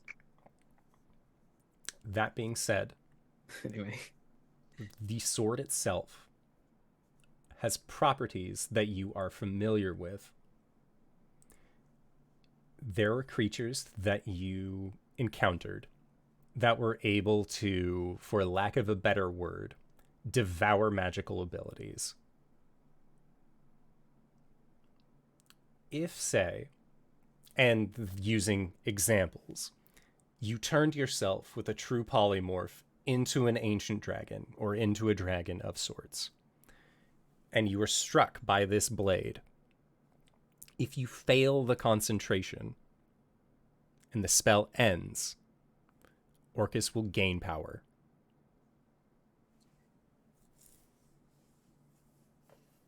got it. Okay. Get the sword away from Orcus. Could also be a good plan.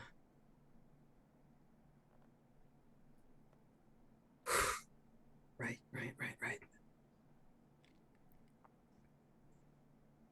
What do you think Lord Asmodeus, Lady Zariel, would participate in a fight against him if it were to turn the blood war? And Mistra's eyes are just like, what do you mean? Like, God. We have a lot of plans. Yes, you do, but she is just baffled by these plans, because you're like, well, I mean, it's Asmodeus. He's not that bad. He's a grandpa, right? Like, grandpas are nice. I just clearly want to know who our allies are in this. As per the rules that were set in place during Asmodeus's ascent to divinity, he is unable to directly affect the blood war. He cannot stand side by side you and fight against Orcus. To do so would be a violation of the blood war itself. Zariel would be able to fight alongside you. However, if Zariel were to fall, there are others that vie for her seat of power. If she were to lose, the structure of which Avernus is currently set would change dramatically.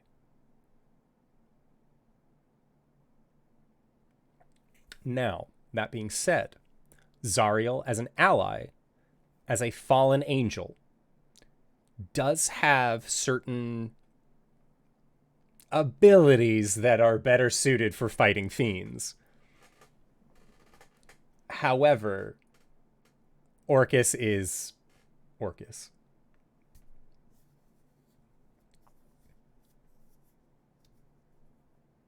Okay.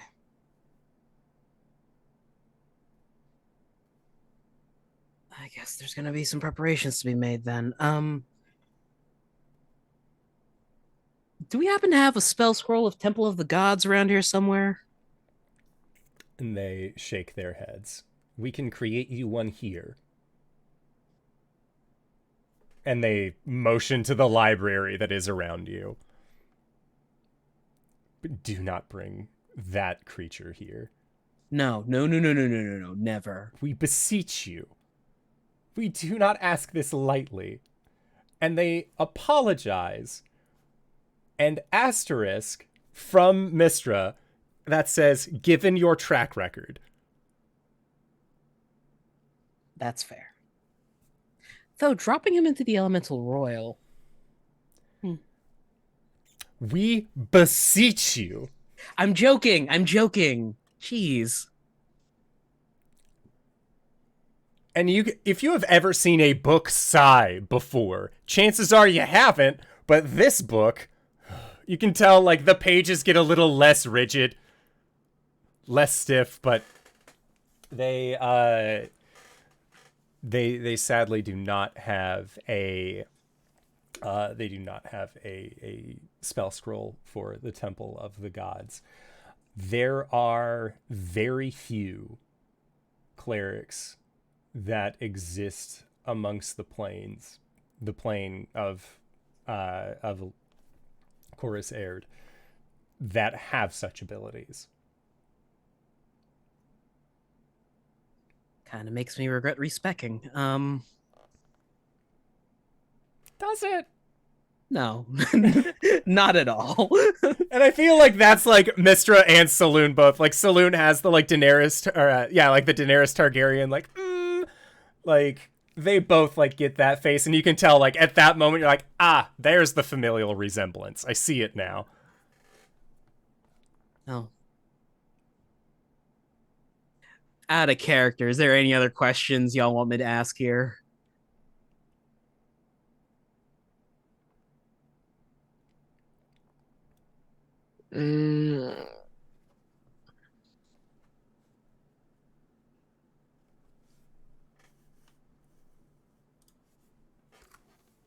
What level is Temple of the Gods? It's like It's a 7th level spell. 7th level spell. Hallow is at 5th.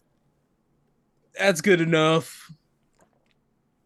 I don't have access to it. Paladins can't hallow. Which is weird. I mean,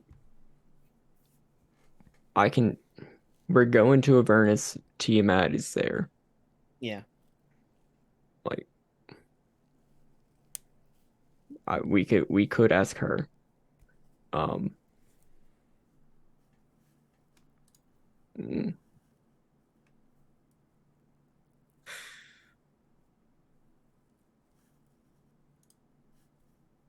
right. Hi, Mystra. And there's a just a yes from the book. Mystra.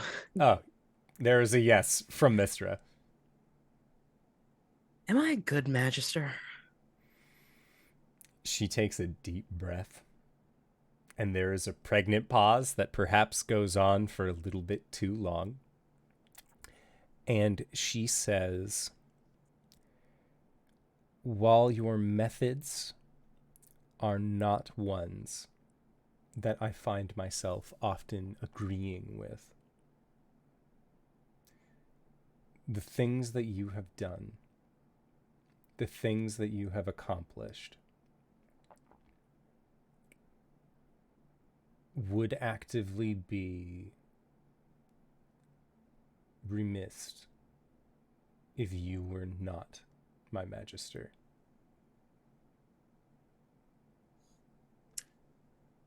As far as a ranking goes, I cannot put a number. But as far as my gratitude goes, that is eternal. Caelum takes a very deep inhale, and in the library, there's just the sound of hands slapping his face. Okay, I can do this. Magister. Yeah. Know this. We exist because the people of the plains believe in us. Your existence does not require our belief. Yet we believe in you, nonetheless.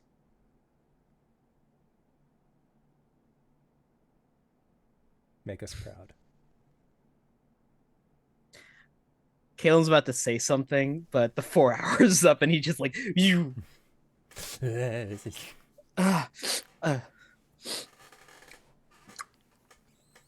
Okay. So, Caelum? Tummy. That is your tummy hurts now. Meanwhile, Cori. Hello. Yellow. Cori, presenting masculine now, is going to ask Gideon to make her room into a dark place with a mirror. Okay. And Gideon is able to service all of this to create this spot that will obviously allow you to facilitate this. That being said, do you have a spell or even a religion check would be fine? Sure thing, I can do that. I'll say it's with advantage because it is your shadow.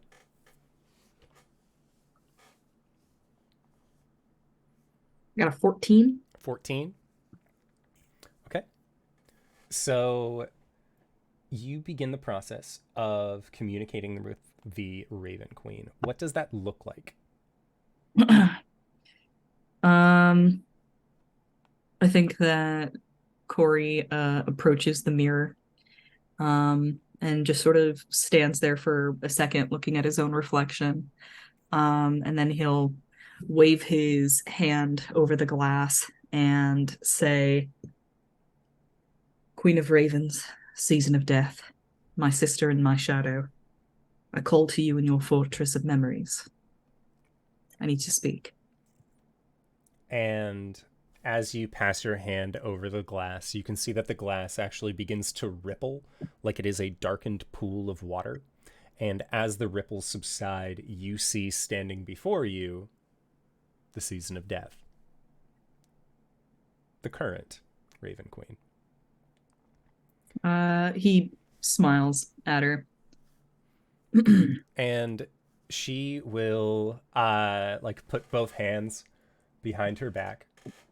Just, oh, it's been a while. Not that I assumed that you were mad at me or anything like that, but just Yeah. How have you been? Doing well, thank you. Good. Sorry, my parents get after me for this all of the time. Oh, tell me about it. If someone's not exactly in front of me, it's like I forget that they even exist. Not that I have forgotten you or anything. It's just I've got a lot on my plate. That is understandable. Likewise, when you end up meeting those people again, for us, it's like no time is skipped at all. Doesn't matter how long it's been. You pick up exactly where you left off. Like all good stories. Now, how can I assist you, sister? Well, I've got a conundrum. He's going to Sorry. the whole Orcus situation. How can I help you, brother? Don't want to misgender Cori and male presenting. Explain. It works either way. It's true, but just for my own personal, I need to be better about this. So you explain the whole Orcus situation, and the Raven Queen will pipe in at the parts that you would expect them to, when you explain something, just oh my, it's oh, God's blood, they're just you're talking to a mirror. You were talking to a mirrored version of yourself, explaining, speaking out loud to yourself. And they say, that is, you are in a right pickle. You'd be right. We're trying to do our best to plan things out and not rush in willy-nilly. Smart. It's what you did the last time. And time before that. We're getting better about it. You haven't heard much from me, and it's because things have been going well. That's good. Things have also been going well on my end with communicating with the Fae. That's not why we came here, though. It's besides the point. No, I'm glad to hear it. It's a lot better than I thought it would be. I've spied that Cypress boy every once in a while. He seems to be doing rather well, yes. That's good. Yes. You did good work there. No. He did most of the work. And he just sort of rubs the back of his head. Anyway, I was wondering if you'd be able to provide any assistance, divine intervention. Yes. That is something I should be able to provide. I just would ask how. Obviously, I can't leave my realm. I have a young one to take care of. Not my young one, but like, you know. Of course. My young one, yes. But should you need help? Arjhan had this idea. Simply your blessing. Protection. Oh, from that's good and evil. that I could do. I'm guessing that I'm going to assume that you don't want it right now. You'd probably want it later. No, we don't even have any of this scheduled. Well, that is something that I would be able to assist you with. And I suppose with that in mind, we do have some time to think it over. Prepare what you want.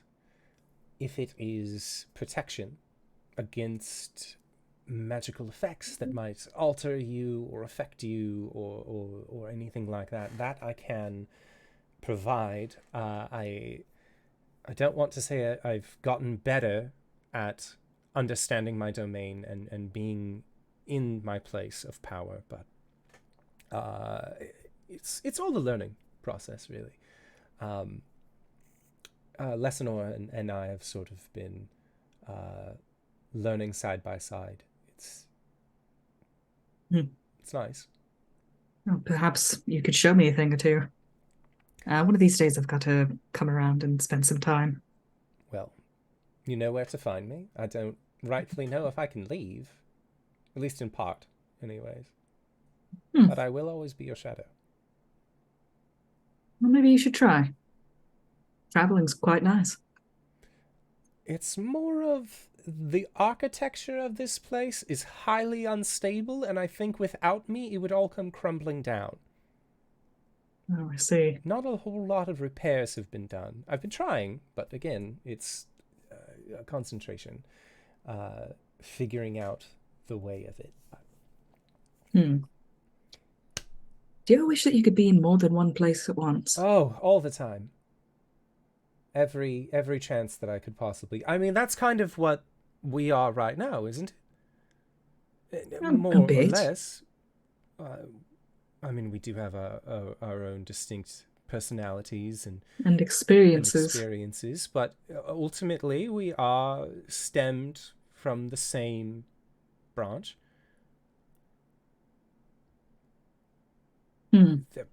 I would assume. I mean, I assume that there would be a way to do this without creating a new deity, like last time, or replacing a deity like last time.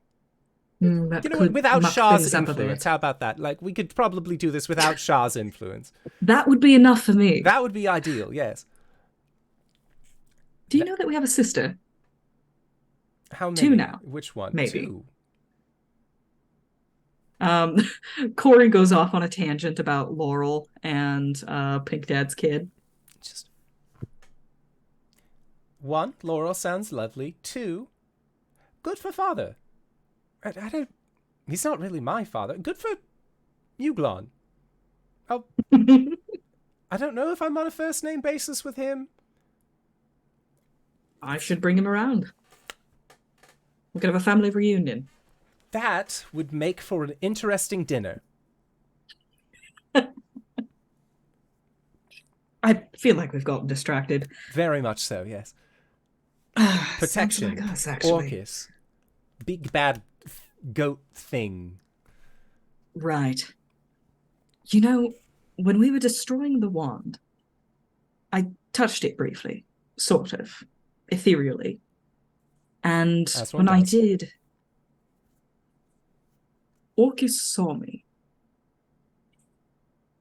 More importantly, I think he saw Coralon.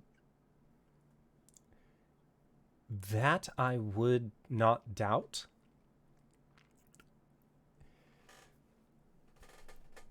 Brother, the mantle that you bear is a name that stretches throughout the creation of the elven people. Wherever there are elves, there is Coralon.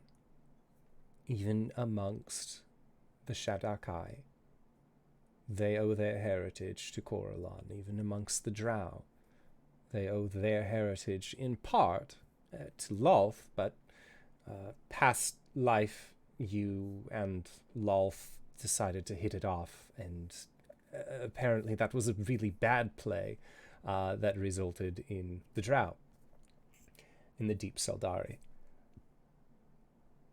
That being said,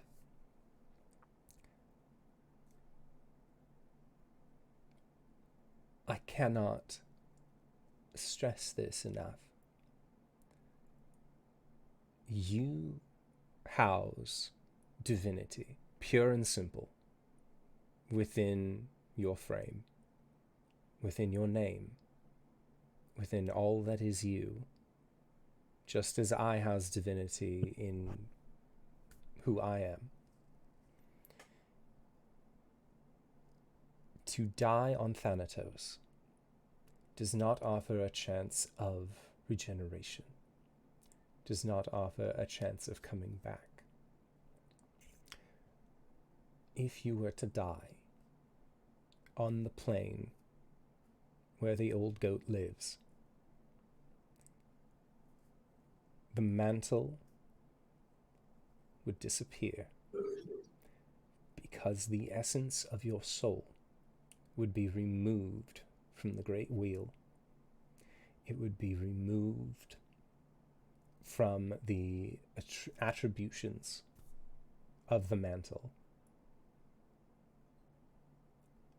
There might be some way to bring you back, but the very nature of necromancy, the very nature of the lair that Orcus calls his home, is a perversion of life. Suffice it to say, it would be a profoundly bad idea to fight him on his own turf. Yeah, well, that also goes without saying. I mean, things like lair actions and having extra abilities. It's a very rough time if one was to go and do that. And rightfully, it sounds like you and your friends, our friends, are doing what they can to make that not happen. Right. And that's also good, obviously, for aforementioned reasons. Should you require assistance, you can call on me in battle. Right. I will gladly assist you, sword drawn.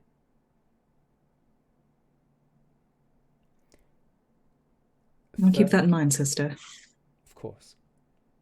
What is family for? If not to cut down the Demon Prince of Undeath. Family that slays together stays together. So I've been told. I believe it was Mother who said that at one point.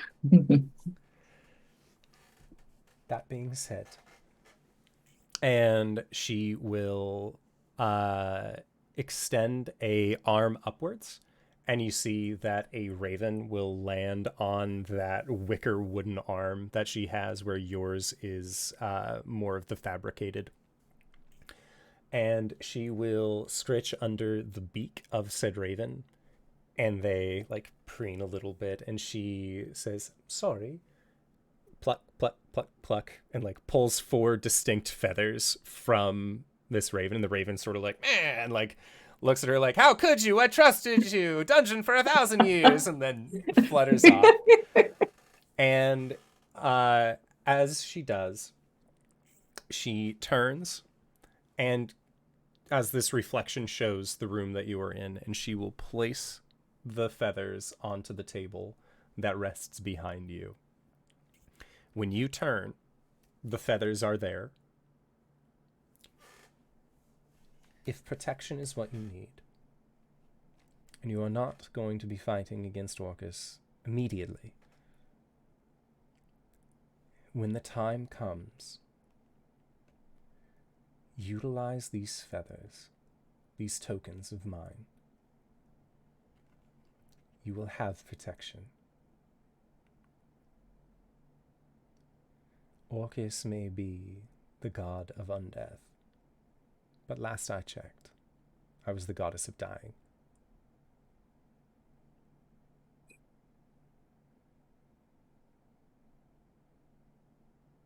Well, thank you for guarding the gate.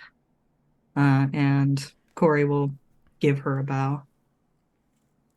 And when you go to bow, you see that the Raven Queen will bow to you as well. And when you come back, when your head is back, you will see that it is just you standing in front. All right. He'll turn around and pick up those feathers and exit. Stage left. Okay. Check, please. Meanwhile, Arjhan, Caelum has been practicing, or he has been in communicate with his deity, and Arjhan had a few things that he was looking to get assistance with from Rasa. Right. So the first thing that he's going to do is start to just sort of explain what we're about to do. We have to get this name in order to stop everything. Everything that Kai is about to... all the havoc that he's going to wreak on our world. And I don't see us getting that peacefully.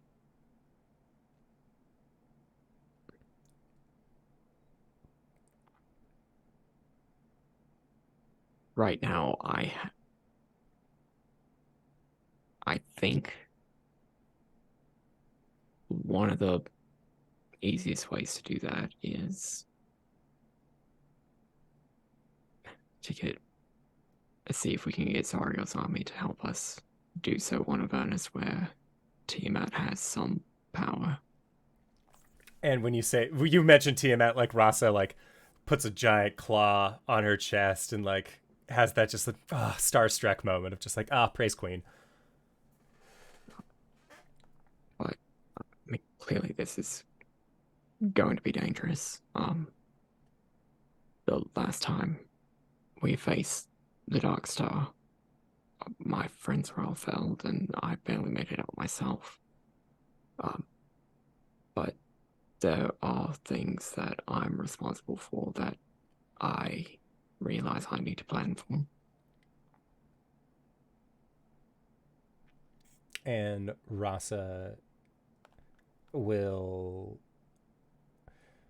When you say that you will fight with Zariel's armory, Rasa says, I can speak with the Lich Queen. Should you need assistance? Should Tiamat require assistance? I would be happy to burn the masses by your side.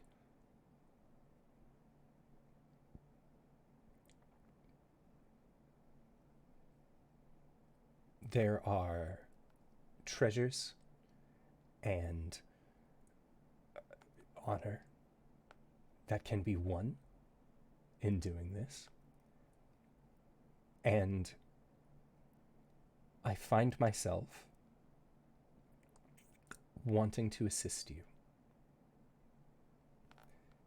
Because unlike many others that I have encountered, you treat me as a friend. I was actually going to ask you for your assistance in other ways. Oh, then I may still.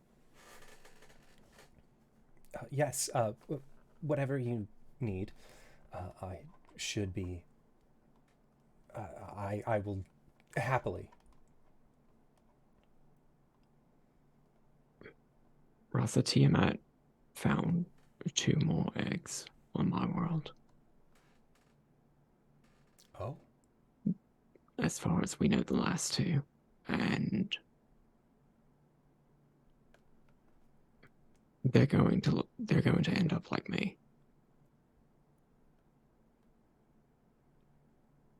This is going to be dangerous, and I have to be on the front lines. I may not survive this, and even if I do, I may not survive against the Dark Star.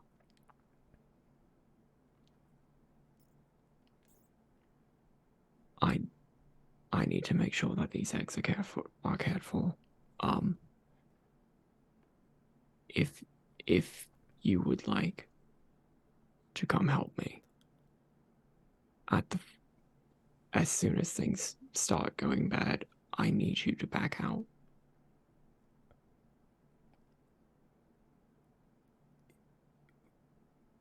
I am unfamiliar with a retreat. However, I have been informed of a tactical backpedal, as it were. But if yeah, I would very, very much like the backup of you and whoever else can. If you like, you can.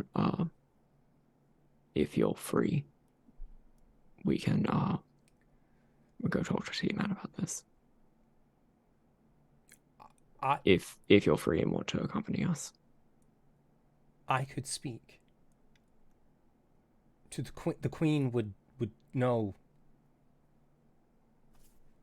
If she's free, like I haven't presented this plan to her. I am free at any point that you ask.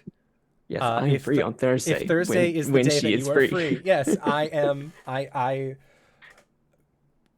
will be there.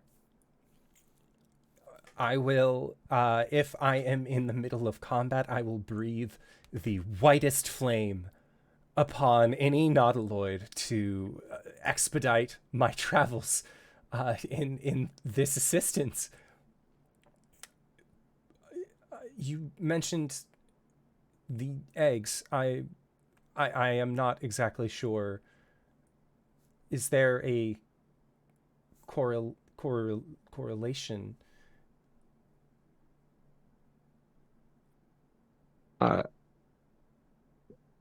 No, she's just asked me to really be the father to them, I guess, sort of adopt them, and I don't have a backup plan. I'm kind of asking you to be the godmother. And you see that Rasa, like hands start shaking, her eyes get big and just, I have never been a mother before. But if being a mother means that I can speak to Tiamat, I will raise children as long as there are children to be raised. I will teach them the ways of combat. Yes. This, yes, I would like. No. Thank you. Is that the right phrase to use in this situation? I mean, before we get carried away, Hold on. One moment, and she takes mountains of gold and is splashing her face with the gold until eventually she's like, oh, okay, yeah. Sorry. A lot of information to take in all at once. Continue. Speaking of teaching combat,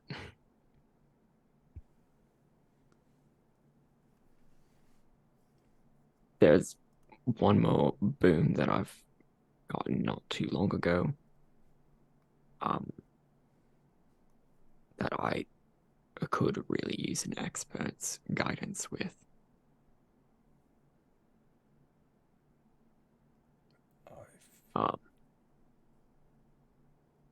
Will you show me how you fight?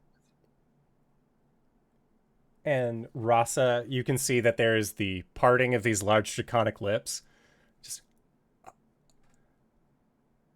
And I mean, like, very detailed instruction.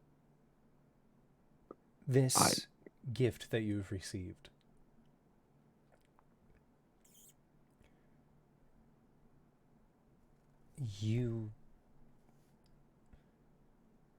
I can teach you.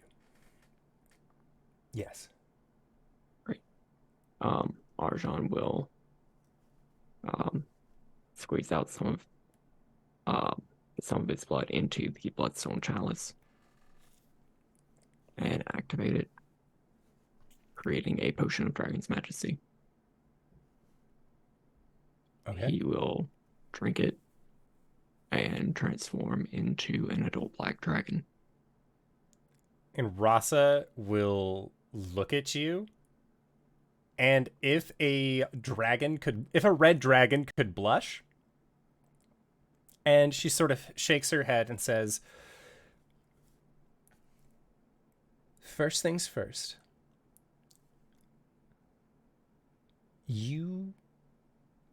from my understanding, you will not have the strength that we red dragons share.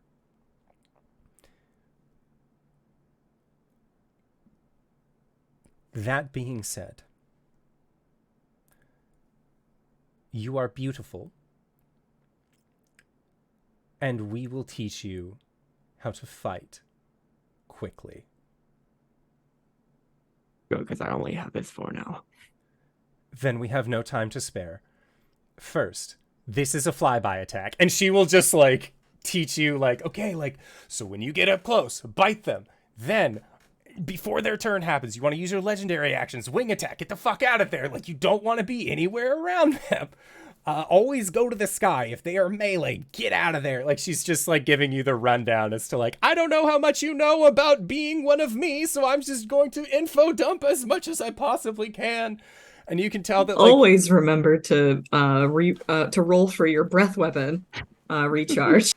and remember, that is at the start of when you would be going in your turn, not at the end, like some voice in the sky might have thought for several years. That being said, Rasa is more than happy to teach you how to fight like a dragon. This has been a big day for her. She's having a great time. That being said, let me just check here real quick. Okay, yeah, so... Yep, just training montage. Okay. We're gonna need a montage, but it's just dragons, like, actively being dragons. Sick.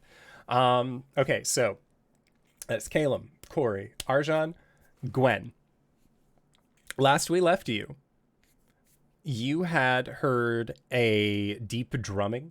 You had heard a scritching sound. You had seen a floorboard that looked as if it had like the wood grain had spiraled in on itself. When you picked it up, there lying beneath the floorboard was a black book with a singular pen laying next to it. And it's it's a nice clicky pen. It's not like an ink fountain pen or anything like that. It's novel. GGK, thanks for the raid. Yes. Hi, Thank you, GGK. Raiders. Gwen looks at it, takes it, sets it down next to her, clicks her necklace. Hey, Arjhan, I think I have a code yellow. You available, my dude?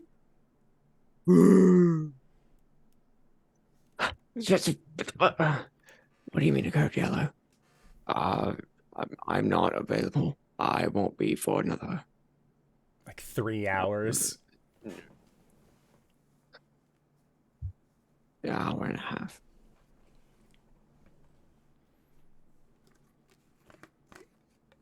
I can't respond, right?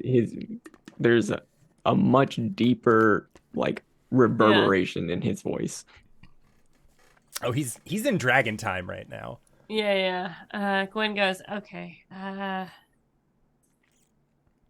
She takes off her belt, belts it closed, notches it, holds it, and goes to Gideon. Okay. Gwen, as you notch it, hold it closed, begin walking with it, you see a note card fall out.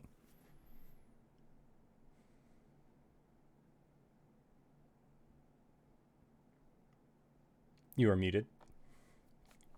Takes the pen, flips the note card over. The note card is not in a handwriting that you would expect to come from Tharsden, though you do recognize the handwriting. It is Philip's handwriting. Fucking... Oh, okay. What does it say? It says, I was told that if you needed help, that someone would be able to assist you. They seem nice. I'm sorry.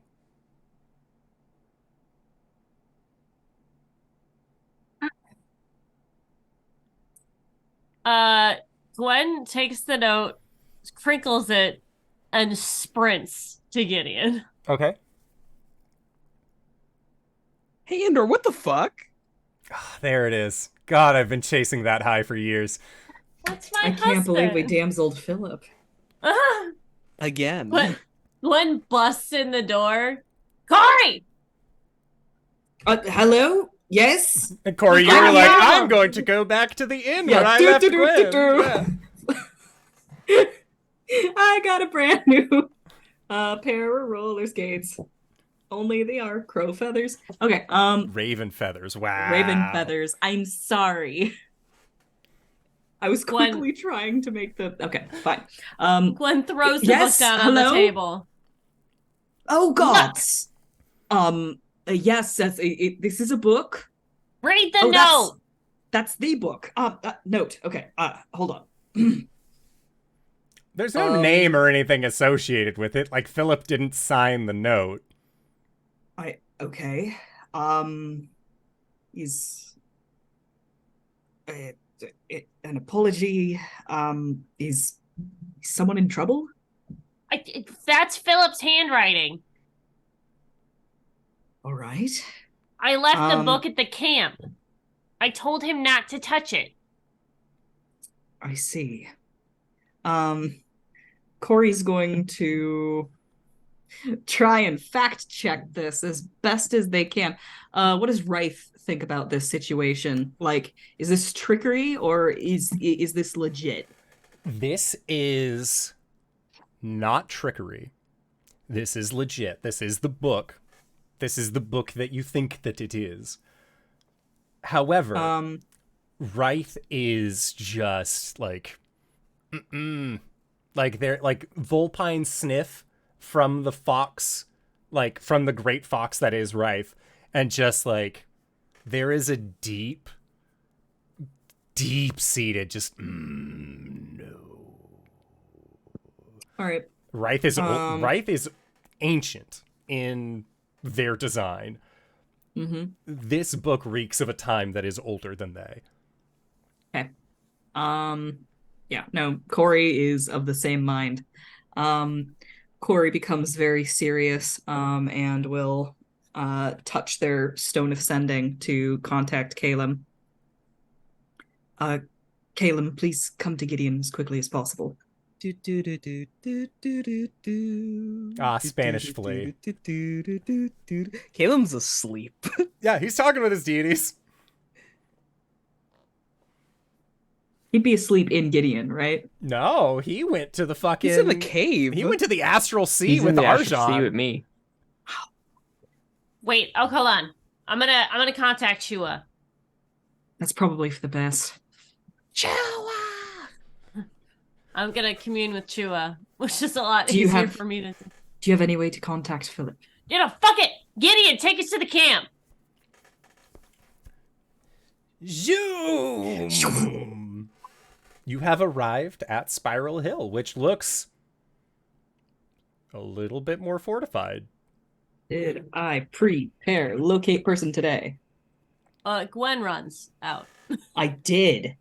Cori's going to take a few steps out and just keep it, like, try and be calm in this moment and keep Gwen in sight. Okay. Gwen has... Faster than you. Yeah. And a little bit more tenacious. Yeah, so Gwen, you start running off in the direction of either your chieftain's tent or where Chua is. Either way is totally fine. Chieftain's tent. The chieftain's definitely. tent. Okay, and again, like as you're rushing it, it's like the like Skyrim Breath of the Wild thing where like there's the clear path to get up there, and you're like, no, fuck it, and you just go straight line. It doesn't matter like how many times you have to like jump with your horse to hit the like clipping edge to actually get up there. But you get It starts there raining and you're like, fuck, no! Don't have the strength to glide. So you rush to the chieftain's tent, throw open the curtain. Philip's things are missing. Gwen grabs the first person that she sees outside. Okay. And they just... Where's Philip? Chieftain, you're back! Where is Philip? He, several days ago, he said that he had a great journey to go on. And he is bonus stage. We were sad that we no longer can have access to our nightly fun. We have found others who will take up the table. Where's Chua? In the tent. In her Gwen tent. goes. Okay. Bust open that tent. Chua, like... There's a lot of curtain flipping You can going see on that, outside. like as she's like... She's smoking on a long pipe, you throw open, just... And, like, it's some, like, pops out of the end. Just, that's fine. She, like, dabs it on the side of her shoulder to, like, get the others out and just... hello, Where's Chieftain. Philip? She left several days ago, said that he was on some big adventure. We were sad to see him leave, but, we made sure to send him off with food, supplies, anything that he would have asked for. Where is he going? We did not ask. He seemed... Did he talk to anyone about it? About what?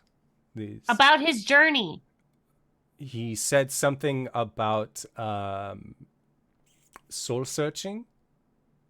And he felt, he had a look that he was a little guilty, but like he did not have, we checked out kind of what he had. He didn't have anything that was of value from the tribe.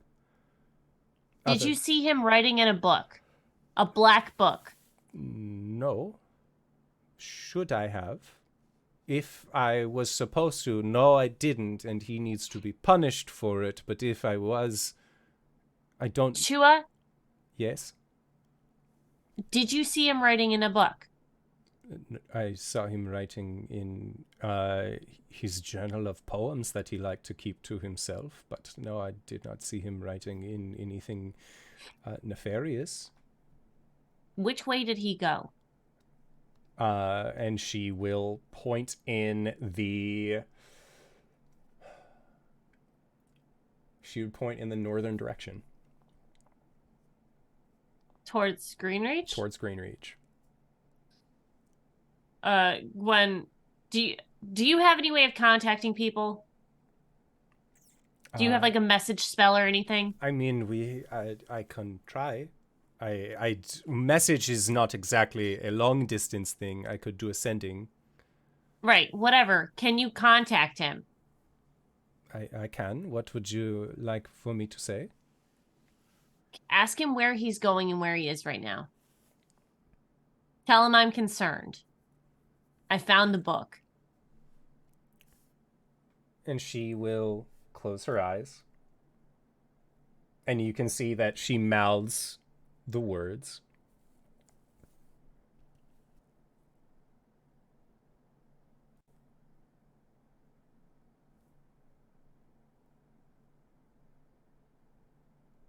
And she looks at you and says, "He just said I'm sorry."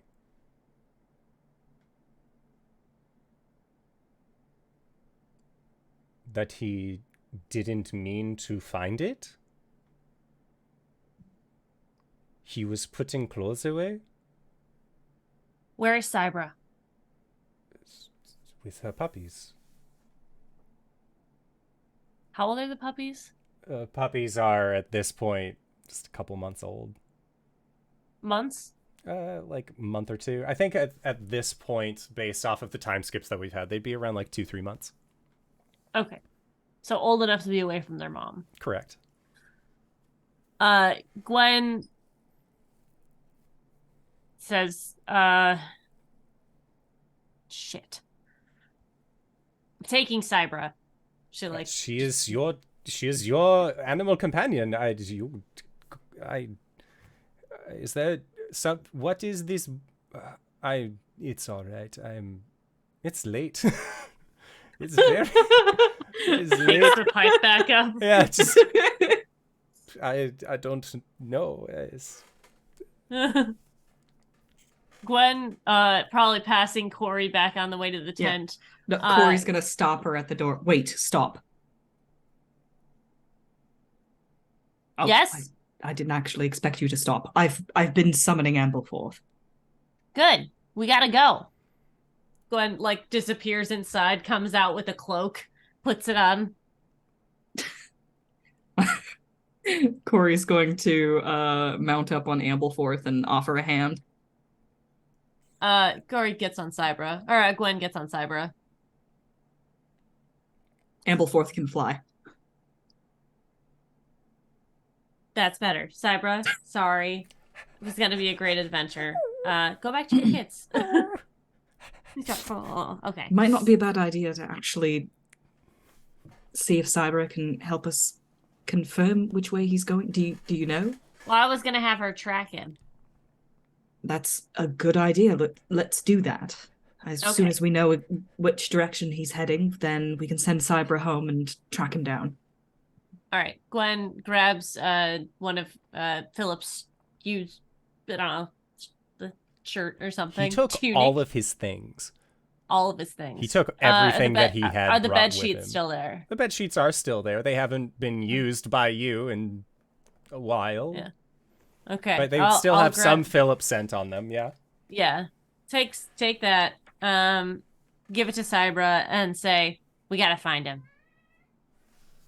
Yes, hello, Beetle. It's big baby boy hours. So Cybra will sniff the bedding, and then when you're like, let's go fucking find him, she's like, yeah! Run. I think she'll say to Cori as they're going, like, I think Philip wrote in the book. I think Philip talked to Tharsden. I told him not to. I literally said, do not go in here. Well, didn't stop you, and it wouldn't have stopped me. All we can do now is try and fix it. What could he have wanted from Tharsden? Let's ask him. How fast can you locate creatures? I have to be within 1,000 feet for the spell to work, but I am from the Feywild. I know how to track people. Well, let's go. Let's go. Yeah, we go. Hoo-yah! Okay. Let's go hunt down your husband. Okay. So You start following Cybra. Like, or I guess like following from the air. Can we say that Cybra has like, because I remember we've done stuff like this in the past, back when she used to run with us all the time. She has like a specialized harness that we can use to like yank her up off the ground and then like clip her to Ampleforth if we go airborne. Sure. I mean, she had Hell barding. yeah. I'm gonna say that for this specific, like, you want like the snap fit barding for Ampleforth, that I don't think that that's gonna necessarily be there. Your dad does not work at Bandai Namco yet. So like the design for that snap fit, the playset's not complete here just yet. I mean, this is a thing that actually exists. Like, dogs like get like harnesses that you can like pick them up and. Questions for the court chat. Yeah. That's fair. Okay. We're gonna follow Cybra on foot until the point where we feel like we've got a lock on his destination. Okay. And then we'll all pile onto Ampleforth and get out of there, just like to the sky. Okay. But he left days ago, you said, right? Yes, he left several days ago. On foot, or did he have an Auroch? He didn't have an Auroch, he had Todd. He had Todd. Oh, that's right. I forgot about Where's Todd. the stables? How could you forget about Todd? Let's get that goat stench. That's true. That's true. Goat stench? Just find Track Todd. the goat. Okay. So, Gwen, as you and Cori mount up to track down your husband, who did the one thing, like literally you've never told him not to do anything in your entire relationship as a couple, not to do, the fact that he did it, as you two head off out of the Goliath tribe in order to track it down. Caelum, you wake up, One pending message from Coriander. Mm-hmm. You see the little like blippy going off. As you go to read that message, that is where we are going to call it for... Oh, Arjhan? When Caelum wakes up, it's over in the corner of the cave. There is a very large red dragon. There's a very large black dragon. And they're just laying next to each other. That's the perfect place to end it for tonight's session. Hooray! Yay! I'm excited. And Arjhan looks tired. Not because they fucked. No. It's combat. It's training. They're cuddling. They didn't fuck. They see me. They had a play moment. Yeah. And I love that for Arjhan. I love that as the place where we are going to call it for tonight's session. So I'd like to say, first and foremost, thank you to everybody who decided to stop on by. I had an absolute blast playing this game. I've missed playing games with y'all. I've missed playing this game with everybody here. But I'm always missing any game that I can play with everybody. Hey RJ, where can we find you? What do you do? Oh, that's just adorable. And portrait. I'll keep that for later.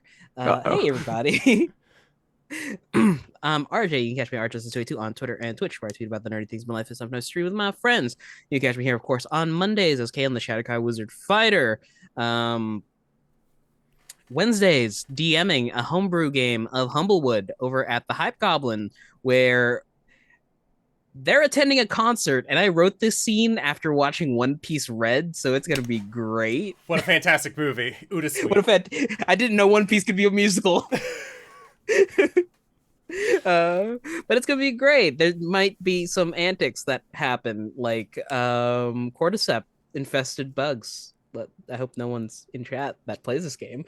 On Thursdays over at GGK, where we do elegant creatures. It's endgame, baby. We're summoning the pieces of Exodia. We're getting together the pieces of the Golden Monkey for the Legend of the Hidden Temple. It's wild. Saturday, we're getting back to Parslings, where a lot of finales, honestly. We've got 3 boss mobs in a room, and they all want a piece of our dad being Mori being Danae. And finally, Sunday mornings over at the Hype Goblin once again, where we do D&D 5e. We're in the Underdark, surprisingly enough, and I just aced an entire swarm of spiders with a combination of things. It's great. Come, check it out. But that's me. DanaeKingdom.com. Thank you. Hi, I'm LBHackEmUp. You can find me at LBHackEmUp on the Twitters and the Twitches. This is Simon. You can find him on my Instagram because he is an attractive boy. Thanks. This one. Oh. Well, you too. I mean, yes, but oh. And why do you think I named him after you? Oh. You can find me next tomorrow night on GGK. We are doing one of our games. We haven't played it in a while. I'm not sure where we're at. And then on Thursday night on Nerd Immersion's YouTube channel, where I'm playing some games with them. I think we're gonna finish up the Great Modron March, which I spoilered the ending for accidentally, so I know what's going on. Whoops. But and then on Friday, Lauren and I are playing We Were There Forever, which is a puzzle game. It's super fun. Watch last week's episode because Lauren cannot describe you can hear her end, and she literally cannot describe the sound that she is, and I can't hear anything, and I need her to describe it to me, and it was struggle bus, but it was fun. We still love each other. And then on Sunday, join us for a new first episode of our new Monster of the Week game that Indoor's in. We're playing in Vermont in the early 2000s, so it should be super fun, very fetch. And all that fun stuff. Quit trying to make fetch a thing. It's never gonna be a thing. DanaeKingdom.com. Hoi, I'm Cyber. You can find me on Twitter and Hive and everywhere at CyberWolf1201. On Twitch on Saturday, I should be getting back into the lore playthrough of Elden Ring. I've been taking a lot of breaks because of anxiety that has to do with the project that I should be starting soonish on High Shelf Collective. It may have to do with Cypher System. It may have to do with the panic attacks that I've had over the past few weeks on Twitter, where I've been asking for Cypher resources and then ended up making my own that you can find on cyberwolf1.com for free. And then I'm here on Mondays, DanaeKeener.com. Whoa, speaking of DanaeKeener.com, that's me. Hi, everybody. I'm Danae Keener. You can find me at DanaeKeener.com. I do nerdy drawings mostly related to TTRPGs and a lot of stuff on this channel. You can also find me on Twitter for the foreseeable future. Wow. As it turns out, like, my whole blurb just has been, like, shook by recent events, hasn't it? Anyway, go check out my schedule, see all the games that I'm in. Maury gets to meet his old friends on Saturday. Somebody's probably gonna get punched or dead. We'll see. DanaeKeener.com. Someone's gonna die of fun. Death. And if you've made it this far, you probably already know who I am. But if you don't, hey Acorns, what's up? It's me, your buddy, your pal, your friend, the Indoor Adventurer, the showrunner here at twitch.tv/Indoor Adventures. We do shows like this on Monday and Saturday at 5:30 p.m. Pacific Standard Time. We, of course, have this wonderful home game that we've been doing for the last almost 5 years. 5 years in March. Or I guess the channel's 5 years old in March, but it'll be 5 years again later this year, which is bonkers wild to me. LB mentioned Nerd Immersion. Hey, guess what? Ted is actually one of the players that we have over on our Ghostbusters game that we play on Saturdays, which has been super fun. The system is very loose. It's very fun, very fresh, and it was made in 1986, so it has a lot of wiggle room, to say the least, but I'm having a blast with it. And then again, tune in on Sunday. I'll be playing as Wyatt McCreary, just a good old boy from the backwoods who's happy to be a geology major in this here Monster of the Week campaign. It's gonna be a great time. And that is it for scheduling. But With that, I would like to say again, thank you to everybody who decided to stop on by and join us for this wonderful game that we have presented here today. Thank you to these incredible players for putting up with my bullshit once again this week. And we'll see all of you guys next time. All right, everybody. Bye-bye. Press the right